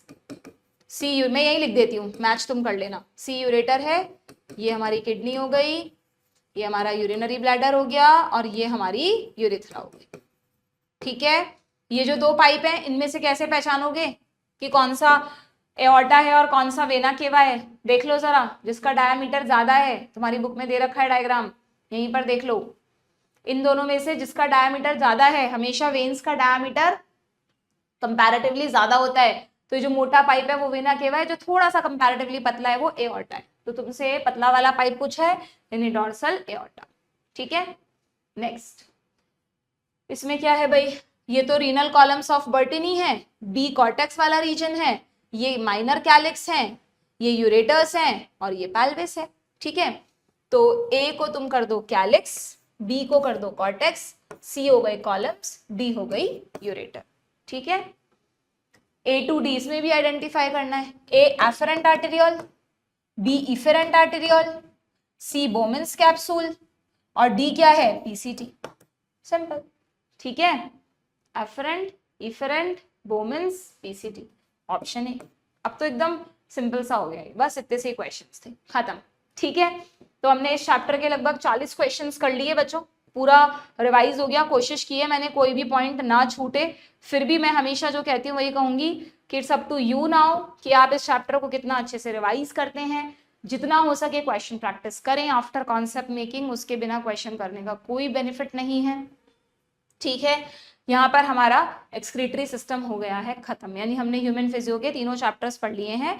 Next session में will start with the locomotion and movement, जिसमें आप हमारा skeletal system and muscular system पढ़ेंगे। थोड़ा सा पढ़ के आए, पढ़ के आओगे तो क्वेश्चंस करना आसान रहेगा, ठीक है। कमेंट बॉक्स में मुझे बताना, कोई भी प्रॉब्लम है तो यू कैन आस्क, और आपके अच्छे अच्छे कमेंट्स मेरा मोटिवेशन है, ठीक है। Thank you.